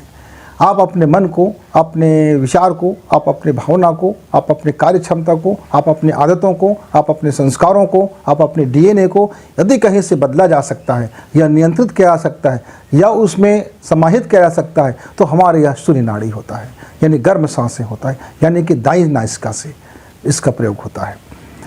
और अब निस्संदेह है आपका दुनियादारी के दोनों नाड़ी काम करते हैं। भौतिक मटेरियल के लिए हमारा चंद्र नाड़ी हो गया और सूक्ष्म जो भावना का मटेरियल जो दिखाई नहीं देता उसके लिए हमारी सूर्य नाड़ी हो गया। अब जो इनर एनर्जी है, इनर यात्रा है, जो आध्यात्मिक यात्रा के लिए सुषुम्ना नाड़ी होता है। सुषुम्ना नाड़ी हमने बता चुके हैं कि दोनों नाड़ियों को जब मिला करके संतुलित रूप से ली जाती है, भरी जाती है, गहराई और उसकी जो भराव है उसके ऊपर निर्भर करता है कि हमारी आध्यात्मिक यात्रा कितनी होगी। जहाँ हमको यह समय का, यह काल का या यह माध्यम की आवश्यकता नहीं होता, यह जो सुषुम्ना नाड़ी का जो पथ है, यह जो एनर्जी पावर है, प्रत्येक जीव जगत में वह एक दूसरे से जुड़ा होता है। चाहे वह वनस्पति हो, चाहे कीट पतंग हो, चाहे मनुष्य हो, चाहे पशु हो, चाहे आपका यह दिखने वाले ब्रह्मांड के किसी भी ईथर में जो भी आपका न्यूट्रॉन हो, प्रोटॉन हो, परमाणुविक एनर्जी हो, वह उनके लिए कोई भी चीज़ें असंभव नहीं होता, क्योंकि इनका जो एनर्जी है वह मूल एनर्जी से जुड़ा होता है और जहाँ से उद्भव हुआ है, जहाँ से विकास हुआ है, जहाँ से उसका मूल केंद्र है, जहाँ उसका सेंटर है, उस मूल केंद्र से यह एनर्जी जुड़ा होता है। इसीलिए जब हम सुषुम्ना नाड़ी से जब हम प्रयोग करते हैं तब हम किसी को सुविचार लाने के लिए, किसी को सुंदर रास्ता दिखाने के लिए, रोग के लिए, मनुष्य को उत्थान के लिए, अपनी आध्यात्मिक उन्नति के लिए, अपनी मोक्ष के लिए, अपने आनुवंशिक बदलने के लिए इसी क्षेत्र पर काम किया जाता है। मित्रों, यह 3 तरह की जो सांसें हैं, इन 3 तरह की सांसों पर यदि आप अपना अभ्यास कर लेते हैं, अपना नियंत्रण कर लेते हैं, अपनी चीज़ों को समझ लेते हैं, तो आपका जीवन में बड़ा लाभकारी सिद्ध होगा। यहाँ मैं एक एक चीज़ को बताऊंगा मित्रों, तभी बहुत लंबी वीडियो बनेगा, इसीलिए थोड़ी सी संक्षेप में मैंने बताया। अंत में यह ज़रूर बताऊंगा कि थोड़ी सी आप सांस पर ध्यान देंगे, थोड़ी अभ्यास करेंगे तो आप स्वतः अपने सांसों की गति को नियंत्रण करना और उस पर अध्ययन करना और उसका लाभ लेना सीख जाएंगे। अब समझ जाइए यह सांस को कौन प्रभावित करता है। सांस को प्रभावित करता है हमारे 5 तत्व। यानी सांस क्या क्या लेके जाता है। जल हमारे शरीर में इसकी मात्रा व्यापक होती है। हमारा शरीर में यह शीतलता की मात्रा कम पड़ जाए तो हमारा शरीर आग से भस्म हो जाएगा। और उसके बाद हमारा शरीर में आता है पृथ्वी तत्व। पृथ्वी तत्व से हमारा यह शरीर बना है। यह भौतिक शरीर हमारे पृथ्वी तत्व से बड़ा प्रभावित होता है, क्योंकि सर्वाधिक मात्रा देखा जाए तो इस भौतिक शरीर का ही है। और फिर आता है हमारे शरीर में कौन सा तत्व आता है। वायु हमारे इस जीवन में गति ला के देता है। यह हमारे शरीर को क्रियाशीलता में लाता है। और फिर अगला तत्व कौन सा है, चौथा तत्व अग्नि तत्व हमारे प्राण एनर्जिक है। सबसे ज़्यादा तत्व से क्रम से कम होते होते अग्नि तत्व की मात्रा कम होती है। क्यों? ज़्यादा होगा तो फिर क्या होगा, विस्फोट हो जाएगा। अग्नि तत्व ज़्यादा हो जाएगा, जल कम हो गया तो भाप बन के उड़ जाएगा, और भाप बन के उड़ेगा तो पृथ्वी तत्व नष्ट हो जाएगा। तो और यदि वायु ज़्यादा हो गया तो अग्नि को यह प्रसारित करेगा, जल को यह प्रसारित करेगा, भाप बना देगा और पृथ्वी को नष्ट कर देगा। इस तरह से असंतुलन जिसका मात्रा कम ज़्यादा होता है, इसीलिए हमारा शरीर विकारग्रस्त हो जाता है। और फिर अंत में आता है आकाश, शून्य। हमारे शरीर के अंदर में भीतर में आप स्पेस का सबसे बड़ा स्थान आप देखते हैं हमारा आमाशय, हमारा पेट। केवल हमारे पेट में यह शून्य अवस्था नहीं होता, खाली स्थान हमारे प्रत्येक रोम में, हमारे हर कोशिका में, और हमारे ब्लड के एक एक रक्त के एक एक कोशिकाओं में, और हमारे शरीर का ऐसा कोई भी स्थान या कोई भी अंग या ऐसा कोई भी कोशिका या कोई मटेरियल ऐसा नहीं बना है मित्र जहाँ स्पेस ना होता हो, जहाँ जल ना होता हो, जहाँ पृथ्वी ना होता हो, जहाँ आपको वायु ना होता हो। ये सभी 5 तत्व एक एक कोशिकाओं के एक एक टुकड़े में भी आप बारीक से बारीक काटते काटते चले जाओ, महीन से महीन करते चले जाओ, वहाँ भी आपको 5 तत्व को उपस्थिति मिल जाएगा। जिस मात्रा में होगा उस मात्रा में आपका शरीर रिएक्ट करेगा। यह 5 तत्व हुआ। इस 5 तत्व में अभी हमारी कौन सा तत्व की प्रधानता है, हम किस घंटे में कौन से तत्व हावी है, इसको जानने के लिए हमारे ईश्वर ने हमारे शरीर में 5 ज्ञानेंद्रिय दे दिया है। आँख हमारे अग्नि तत्व को दिखाता है। आँख बंद करते हैं लाल रंग दिखाई देता है। यह आँख क्या है, कौन सा रसायन रस को जन्म देता है, रूप को। आप देखते हैं, मोहित होते हैं, देखते हैं, घृणा से भर जाते हैं। देखने का रिएक्शन आप लेते हैं रूप का, यानी मटेरियल को आप उसकी सुंदरता और उसकी कुरूपता, उसकी गुणवत्ता को आप परखते हैं रूप से। तो यह आँख का काम है, यह अग्नि तत्व।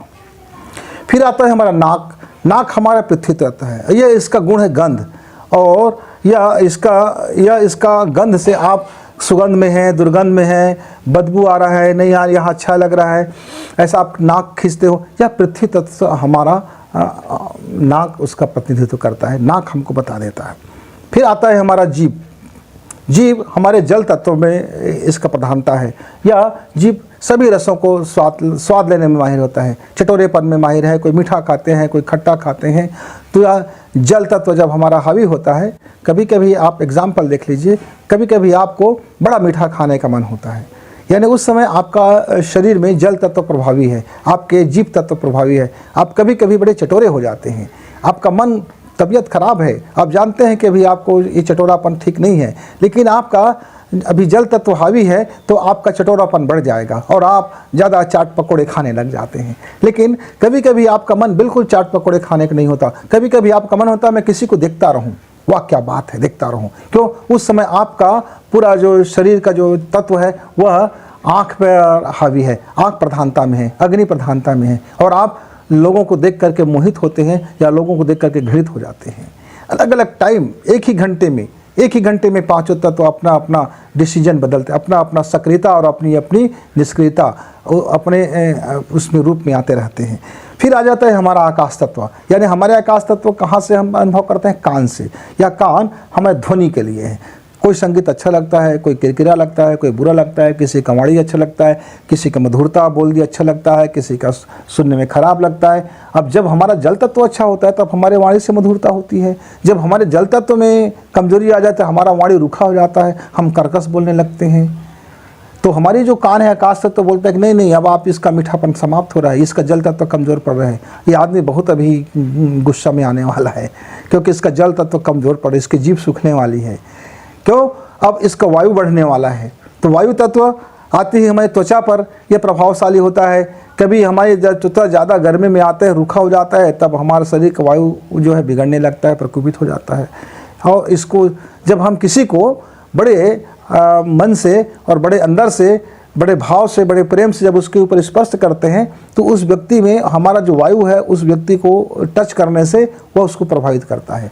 हम जिस भावना से जिस व्यक्ति के त्वचा को स्पर्श करेंगे, वह वायु के माध्यम से उसके शरीर के अंदर प्रवेश हो जाता है और पूरे शरीर को प्रभावित कर देता है। हम जिस व्यक्ति को जिस भावना से देखेंगे, हम अपने आँख से देख करके उस व्यक्ति को प्रभावित कर देते हैं, क्योंकि इसकी जो भावना है वह आँख के माध्यम से जाती है और वह आँख बड़ी तेज़ी से प्रभावित कर देता है।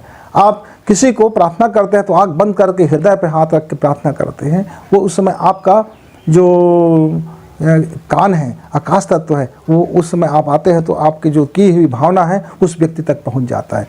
ये ऐसी विज्ञान है मित्र जहाँ को आप नकार नहीं सकते। अलग बात है कि अभी आपके पास उसकी मशीन का अभाव है। इस तरह से हमने क्या देखा कि 5 तत्व है और 5 हमारे पास कर्म ज्ञान इंद्रियां हैं। 5 तत्व है और 5 ज्ञान इंद्रिय हो गया। उस 5 ज्ञान इंद्रिय को हम ज़्यादा और बेस्ट करने के लिए ईश्वर ने हमें 5 तरह के हमको कर्म इंद्रिय दे दिया है। क्या दे दिया है?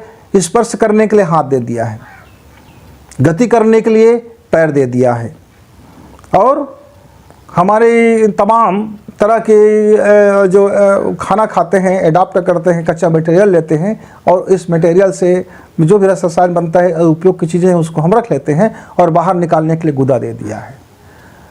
इधर से एक आप कच्चा मटेरियल लेते जाओ, पचाते जाओ, और जो बेकार हो गया, जो नहीं पाचन हुआ, फिर आप उसको गुदा मार्ग से बाहर लेते जाओ। यहाँ भी बहुत संवेदनशील होता है गुदा मार्ग, हाथ भी संवेदनशील होता है, पैर भी, सब पे संवेदनाएँ होती हैं। और आपको फिर क्या दे दिया? मुंह दे दिया, ताकि आप जितने भी मटेरियल है उसको लेते जाओ। इस मुंह का दोहरा काम हो गया, आप बोलने का भी काम है, शब्द भी काम है, ध्वनि भी निकालते हैं और खाते भी हैं। तो ईश्वर ने कहा खाओ कम और बोलो कम, मौन ज़्यादा रहो। जो जितना ज़्यादा बोलेगा उसकी एनर्जी उतनी ज़्यादा नष्ट होगा, जो जितना ज़्यादा खाएगा उतना ज़्यादा पेट उमल बनेगा। तो अब ज़्यादा नहीं, संतुलन में। तो अपनी मौन रहने के लिए भी उन्होंने अपने को सामर्थ्य दिया। और क्या कह दिया कि यदि आप मौन को साध लेते हो तो आप अपने जनन अंग को साध लिए। और आपको उत्तेजना का कार्य कौन कर दिया? आँख से। यदि आपकी भावना बिगड़ गया तो आँख से आप उत्तेजित हो गए, स्पर्श से आप उत्तेजित हो गए, आपका मन की गति बढ़ने लगा वायु, और आप पूरे का पूरा ध्यान, पूरी की पूरी चेष्टा और पूरा का फोकस आप काम में लगा दिए, आप अपने सेक्स में लगा दिए, आप अपने ऊर्जा को अधोगामी होने में लगा दिया, और आपका पूरा जीवन का सुख उसी में दिखने लगा, और आपका पूरा का जीवन उसी प्रवाह में बहता चला गया, क्योंकि जल तत्व है भीतर में, वो बहता चला गया। आप होश में नहीं रह गए, आप उसी दिशा में आप बहते चले गए। आप उस दिशा में आप जितने तक बहते चले गए, आप बहते चले गए मित्रों। तो उसके लिए जनन अंग दे दिया। जनन अंग का मुख्य कार्य क्या था? आपका जो द्रव है उसका भी मल उत्सर्जन का भी काम था, और दूसरा था बीज को ट्रांसफ़र करने का काम था। यह 2 काम उसको भी दे दिया गया कि आप बीज को यहीं से भी ट्रांसफ़र करेंगे, यहीं से जितना भी तरल पदार्थ है उसको निकासी भी आप करेंगे, यानी मूत्र का भी काम करेंगे, और आप बीज का ट्रांसफ़र के काम करेंगे। तो हमारे ऊपर निर्भर है कि हम उन अंगों का, उन कर्मेंद्रियों का क्या उपयोग करेंगे। वह हमारे अकल के ऊपर निर्भर है कि हम उन कर्मेंद्रिय, ज्ञान इंद्रिय और 5 तत्वों का क्या उपयोग करते हैं। इन 5 तत्व और 5 ज्ञान इंद्रिय और 5 कर्मेंद्रिय को पोषित, स्टोरेज और वृद्धि कौन देता है? ये कौन कौन सा हमारे अंदर में, और एनर्जी का जो पावर हब बना हुआ है कि यह जो हमारे 7 चक्र हैं, उस 7 चक्र को संतुलित करने के लिए, पोषित करने के लिए, और वक्त में हमारे मांगे जाने पर, डिमांड के जाने पर हमको मिल जाए, कौन सा ऐसा और हमारे अंदर में कोष बना दिया कि कोष मतलब भंडारण, कोष मतलब भंडारण। उस भंडारण के कैटेगरी का अलग अलग, भंडारण का अलग अलग नाम दिया गया कोष। कोष का मतलब ही होता है जहाँ विशालता से भंडारण हो। अलग अलग स्टोर बनाया गया शरीर के अंदर में। यह सूक्ष्म स्टोर है, यह एनर्जी की स्टोर है। आप आंखों से देखने की कोशिश करेंगे मित्र तो इसको आप आंख से नहीं देख पाएंगे, क्योंकि हमारी आंख इतनी सूक्ष्म चीज़ों को देख नहीं पाते। और हमारे पास अभी विज्ञान के पास ऐसा कोई मशीन नहीं बना है कि जो इन भंडारों को देख सके, लेकिन आप अनुभव में देख सकते हो, आप उसका प्रयोग कर सकते हो, आप समझ सकते हो। आगामी हम इस वीडियो का जब सीरीज बनाएंगे तो हम उस वीडियो में सीरीज में हम एक एक तत्व के विषय में अलग अलग बनाएंगे, एक एक कर्म इंद्रिय के बारे में बनाएंगे, एक एक जननेंद्रिय के बारे में बनाएंगे, एक एक कोष के बारे में, तब जा करके हम उसको प्रयोग करके और एक्सप्लेन करके हम आपको समझा पाएंगे। एक होता है अन्नमय कोष। इसका काम ही है हमारे इस शरीर में लगने वाले भौतिक पदार्थ का, जो मटेरियल का जो भी है, ज़रूरत की चीज़ है, उस अन्नमय कोष में वह भंडारण होता है। यानी हमारे इस शरीर को प्रभावित कौन करता है? अन्नमय कोष करता है। चाहे मेडिसिन हो, चाहे आपका खाने पीने के पदार्थ हो, जो भी है। फिर आता है 3 तरह की कोष है हमारे सूक्ष्म शरीर और जीवात्मा को यह पोषित करता है। एक दूसरा है प्राणमय कोष, मनोमय कोष और विज्ञानमय कोष। प्राणमय कोष, मनोमय कोष और विज्ञानमय कोष, ये तीनों कोष मिला करके हमारे सूक्ष्म जीव और आत्मा दोनों को योग करके रखते हैं, आबद्ध करके रखते हैं। यह एक ऐसा चैतन्य क्षेत्र है कि वह, जैसे आप समझ जाइए कि जब हम शरीर छोड़ देते हैं तब हम मुर्दा हो जाते हैं, लेकिन शरीर छोड़ने से पहले वह जीवात्मा जब तक वास करती है तब तक हमारा शरीर में चैतन्यता बना रहता है। तो यह विज्ञानमय कोष, मनोमय कोष और आपका प्राणमय कोष, यह तीनों कोष उस पर निर्भर करते हैं। वह हमारे इसको, और इन सभी कोषों को पोषित कौन करता है? हमारी सांसें। इन तीनों कोषों को नियंत्रित कौन करता है? हमारी सांसें। इन तीनों कोषों को भंडारण कौन करता है? हमारी सांसें। जब ये अलग अलग क्षेत्र हो गए, अब आता है हमारा आनंदमय कोष। यह हमारे परम उपलब्धि के लिए, हमारे बीज स्वरूप, बीज को बचाए रखने के लिए, हमको बीज में लौटने के लिए, हमारे मूल एनर्जी में लौटने के लिए, यहाँ जो एनर्जी पावर होता है उसको हम आनंदमय कोष बोलते हैं। हमारी जब सांसें 4 कोषों को पोषित कर लेता है और 4 कोष अपने अपने एनर्जी को प्रकट कर लेता है, तब 7 जो 6 चक्र होते हैं, जो 6 एनर्जी का पावर है, जो 6 एनर्जी का हब है, वह अपना रास्ता क्लियर कर लेता है। वह एक कॉरिडोर बना लेता है और उस एनर्जी कॉरिडोर में फिर जब सांसें चलती है, तब फिर हमारी जो जीवात्मा है, जो चैतन्यता है, वह अपने मूल स्वरूप में, चैतन्य अवस्था में अपने को निर्माण कर लेता है, अपने को पहुंचा लेता है। उसी को हम परम आनंद की उपलब्धि बोलते हैं और उसी को हम आनंद बोलते हैं। उसी को हम, वहाँ से आप जीवन के, आप खेल में फिर आप महारत हासिल हो सकते हैं। फिर आप इस खेल को समझ करके आप अपने जीवन के साथ ठीक वैसे ही खेल सकते हैं जैसे आप अपने मशीनों के साथ और गुड़ियों के साथ खेलते हैं। मित्रों, जब हम ये देखते हैं कि हमारे पास इस शरीर में कोष है, तत्व है और कर्मेंद्रिय है, ज्ञानेंद्रिय है, तमाम तरह की चीज़ों को हमारी सांसें नियंत्रित करती है।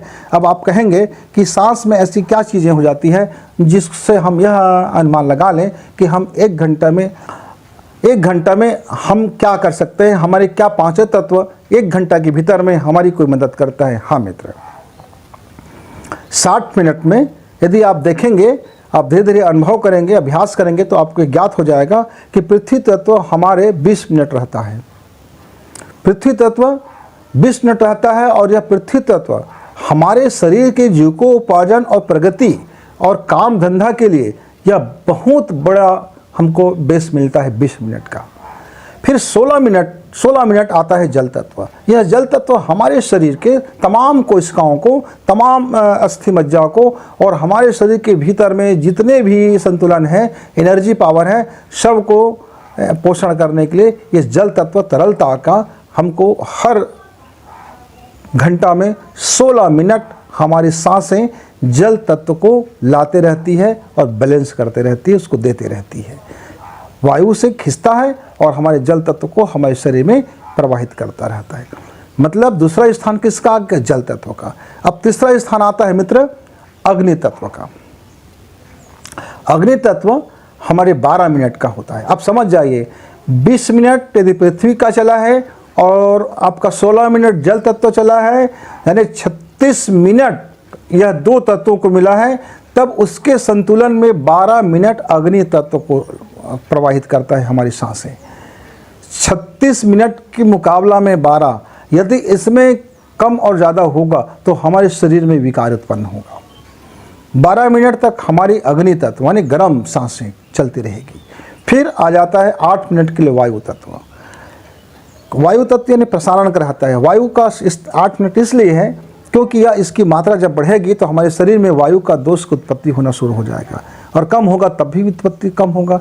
तो यदि 20 मिनट, 16 मिनट और 12 मिनट, इसके तुलना में वायु का और कम आ जाता है 8 मिनट का, इसलिए बहुत ज़्यादा प्रभावी होता है। ये 8 मिनट में वायु तत्व अपने आप को उसके मुकाबले में खड़ा कर लेता है। और अंत में हमारा आता है 5वां आकाश तत्व। यह स्पेस का जो तत्व है वो 4 मिनट का रहता है। 4 मिनट में हमारे आकाश तत्व है, ये सभी तत्व से भी सबसे ज़्यादा गर्मामयी और अपने आप को बलिष्ठ कर लेता है। तो आपको ज़्यादा मेहनत कहाँ करना पड़ता है? पृथ्वी तत्व में, फिर जल तत्व में, फिर अग्नि तत्व में, फिर वायु तत्व में और अंत में आकाश तत्व में। यह जो 5 तत्व है हमारे सांसों के माध्यम से प्रति घंटा ये अपने को उस अनुपात में यदि चलता रहे, लेता रहे, मिलता रहे, तब हमारे शरीर में कोई विकार उत्पन्न नहीं होगा, हमारे जीवन में विकार उत्पन्न नहीं होगा। इसी के असंतुलन होने से हमारे जीवन और हमारा शरीर में विकार उत्पन्न होते हैं, मन में विकृति आता है, भाव में विकार आ जाता है, संचालन में गड़बड़ियाँ होती है, एनर्जी असंतुलित रहता है और हमारे जीवन पीड़ाओं से, दुख से, तकलीफ से, असफलता से, कुढ़न से, चीड़ से और न जाने क्या क्या से भरता हुआ चला जाता है।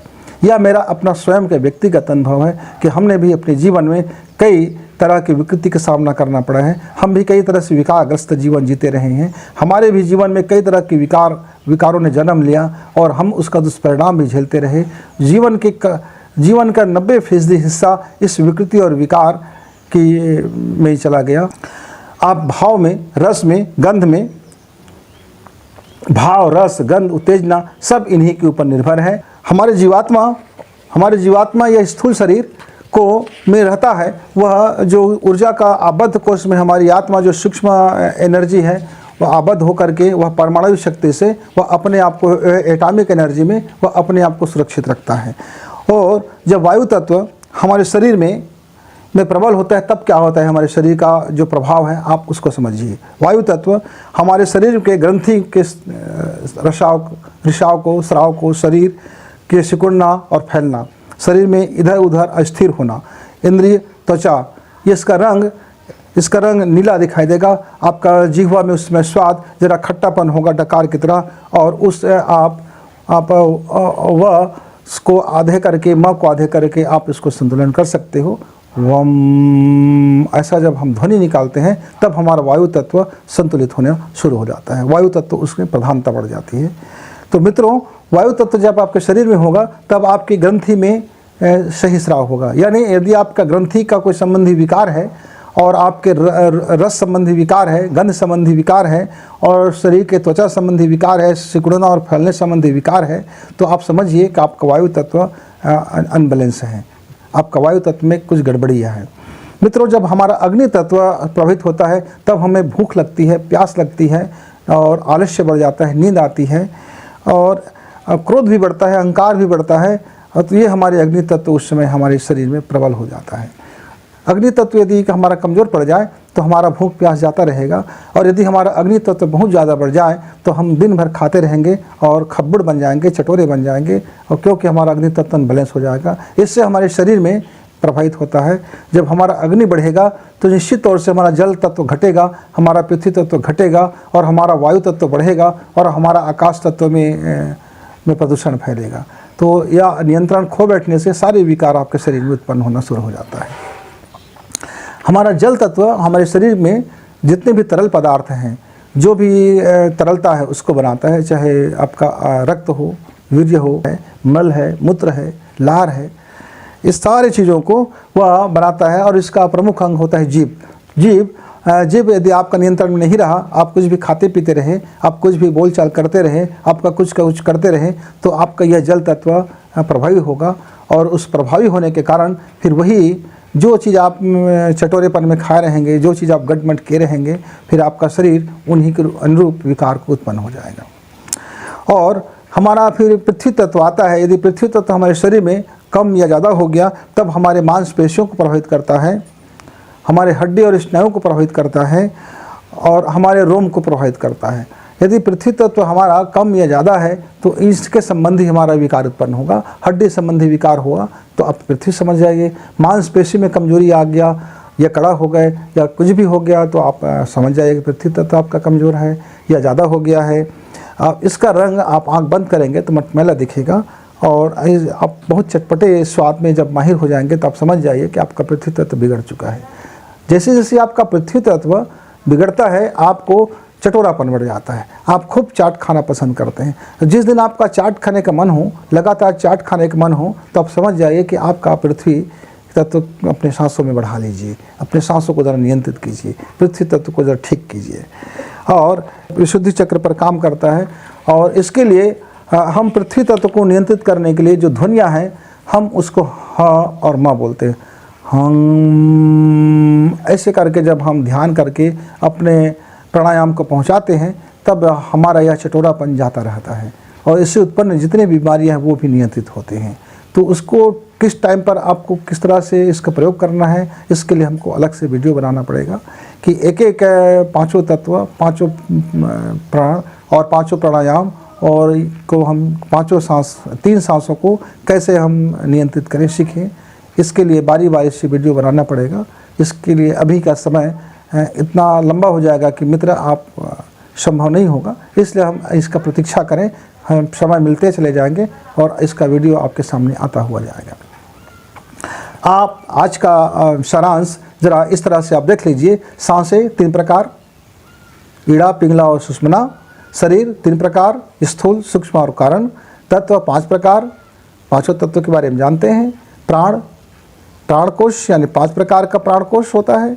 मन भी, और आपका मन 7 प्रकार का होता है, 7 प्रकार के रंग होती हैं और हमारे शरीर में 7 प्रमुख भावनाएं हैं जो हमारे जीवन को संचालित करती रहती हैं और 7 शक्ति केंद्र होते हैं जिसको आप 7 प्रकार के आप चक्र कह सकते हैं, कुंडलिनी जागरण कह सकते हैं, नाम कुछ भी कर सकते हैं, लेकिन वह है एनर्जी पावर का केंद्र होता है। सांस को ठीक करते हैं। यदि आपकी सांस नियंत्रित करता है शरीर को और शरीर नियंत्रित करता है आपके तत्वों को और तत्व आपको नियंत्रित करता है प्राण को और प्राण आपको नियंत्रित करता है मन को और मन नियंत्रित करता है आपके शरीर के प्रकाश को और प्रकाश नियंत्रित करता है आपके भावनाओं को। और इस तरह से यदि आप इस क्रम में देखें तो सांस एक ऐसा घटक है जिसको यदि हम समझ जाए तो फिर सारी चीज़ को हम दुरुस्त कर सकते हैं। क्योंकि जड़ यदि ठीक हो जाए, जड़ ठीक हो जाए तो जो टहनियाँ हैं, जो शाखा है, जो आपके पत्ते हैं वह वहाँ ठीक हो सकता है। जो बीज यदि ठीक हो जाए तो पूरे पौधे ठीक हो सकते हैं। तो बीज के रूप में ठीक करना है यदि आपको तो जड़ को ठीक करना होगा और जड़ हमारी सांसें होती हैं। इन सांसों को आप लेना सीखें और छोड़ना सीखें और उसको भरना सीखें, उसकी गहराई को आप देखना सीखें मित्र।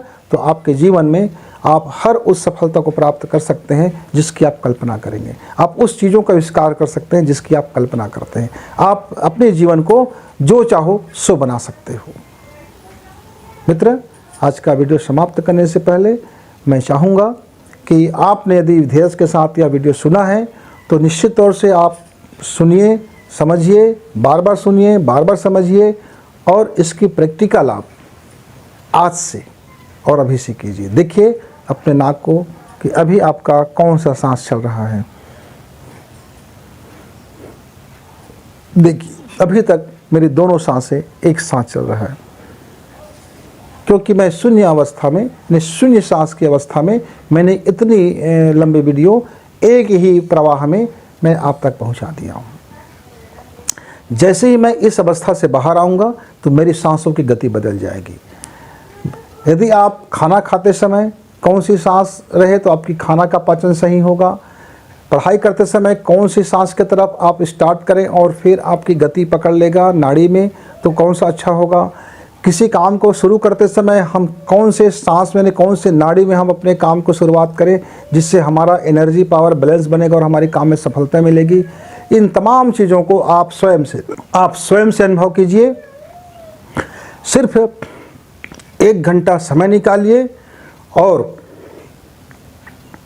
प्रत्येक 15 मिनट एक नाक से सांस लीजिए, फिर दूसरा 15 मिनट दूसरे नाक से सांस लीजिए, फिर आप 15 मिनट दूसरे नाक से सांस लीजिए। इस तरह से आप 45 मिनट तक नाक को बदल बदल के सांस लीजिए और अंतिम जो 5 मिनट बचेगा उसमें आप दोनों नाक से सांस लीजिए। और ऐसा कोई हड़बड़ी नहीं करना है, सिर्फ बहुत आराम से सांस लेना है। एक नमूना सिर्फ मैं आपको बताता हूँ जो आपके जीवन को इतने मात्रा से आप देखेंगे कितना अब संतुलित होते हुए चले जा रहे हैं, कैसी आपकी भावनाएं संतुलित हो रही, कैसे आप अपने ऊपर कंट्रोल कर रहे हैं, कैसे आपकी मन कंट्रोल हो रहा है, कैसी आपकी चित्त कंट्रोल हो रहा है, कैसी आपकी हर काम में सफलता मिलना शुरू हो रहा है। इतने मात्र से ही आप कुछ महीनों में देखेंगे कि आपके जीवन में एक क्रांतिकारी बदलाव लेना शुरू कर दिया है। तो चलिए, यदि आप गुस्सैल व्यक्ति हैं तो आप शीतल नाड़ी से प्रारंभ करेंगे। यदि आप बहुत शांत स्वभाव के हैं, आप ठंडे मिजाज के हैं, आप में ज़रा बहुत देर से बात समझ में आती है, तब आप सूर्य नाड़ी से शुरू करेंगे। मसलन मैं ज़रा बचपना में और युवावस्था तक बहुत गर्म मिजाज का व्यक्ति था, बहुत क्रोधी था, बहुत आवेगी था, तो मैं अपनी प्राणायाम कहाँ से शुरू करूँगा? मैं शीतल सांस से शुरू करूँगा। आप 5 उंगलियाँ, एक हाथ जो आपका खाली रहेगा उसको बैलेंस रखेंगे और आप धीरे धीरे नाक से सांस खींचेंगे। सांस खींचा, आपने सांस रोका, अंतःकुंभक बोलते हैं, और आप गुदे द्वार को ऊपर खींच लीजिए ताकि बंद बन जाए, वह सांस पूरी तरह से आपका कहीं से लीकेज ना हो। और तब तक आप सांस को रोके रखिए जब तक आपको बेचैनी महसूस ना हो। आप चाहो पहले पहले है तो दोनों नाक बंद कर लीजिए ऐसे।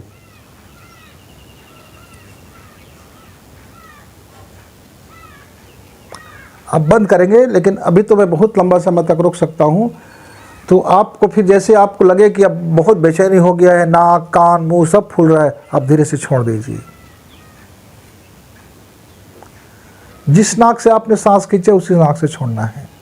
फिर बाह्य कुंभक कीजिए, फिर नाक को पकड़ लीजिए।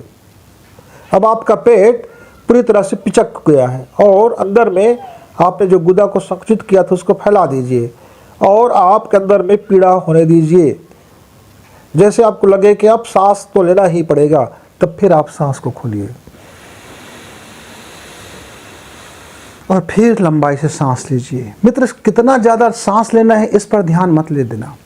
15 मिनट में आप 1 प्राणायाम करो, 2 प्राणायाम करो, चलेगा। हड़बड़ी नहीं, हड़बड़ी में गड़बड़ी है। तो 15 मिनट का पैकेज बना लीजिए। 15 मिनट आप यदि एक नासिका से लेते हैं बाएं से तो 15 मिनट दाहिना से, और फिर 15 मिनट बायां से। इस तरह से 45 मिनट तक एक दूसरे को आप चेंज करते रहिए। फिर अंतिम 5 मिनट दोनों नाक से, दोनों हाथ को आप इस तरह से मुद्रा बनाएंगे और गहरी सांस खींचेंगे और वही क्रिया करेंगे अंतःकुंभक। जब सांस भर जाए पूरी तरह से, फिर सांस को छोड़िए और रिक्त कर दीजिए। जितना समय तक बने उतना कीजिए। इस प्राणायाम से आप देखेंगे कि आपका जो 5 तत्व है किस तरह से बैलेंस हो रहा है। आपका जो 7 भावना है बैलेंस हो रहा है, 7 एनर्जी का केंद्र है वो बैलेंस हो रहा है, 7 जो आपका कलर थेरेपी है वो बैलेंस हो रहा है। आपके जीवन में एक नए शांति का अनुभव करेंगे, प्रेम का अनुभव करेंगे, काम की सफलता का अनुभव करेंगे और जीवन बिंदास होता हुआ चला जाएगा। मित्र, एक बार आप इसे लगातार 90 दिन तक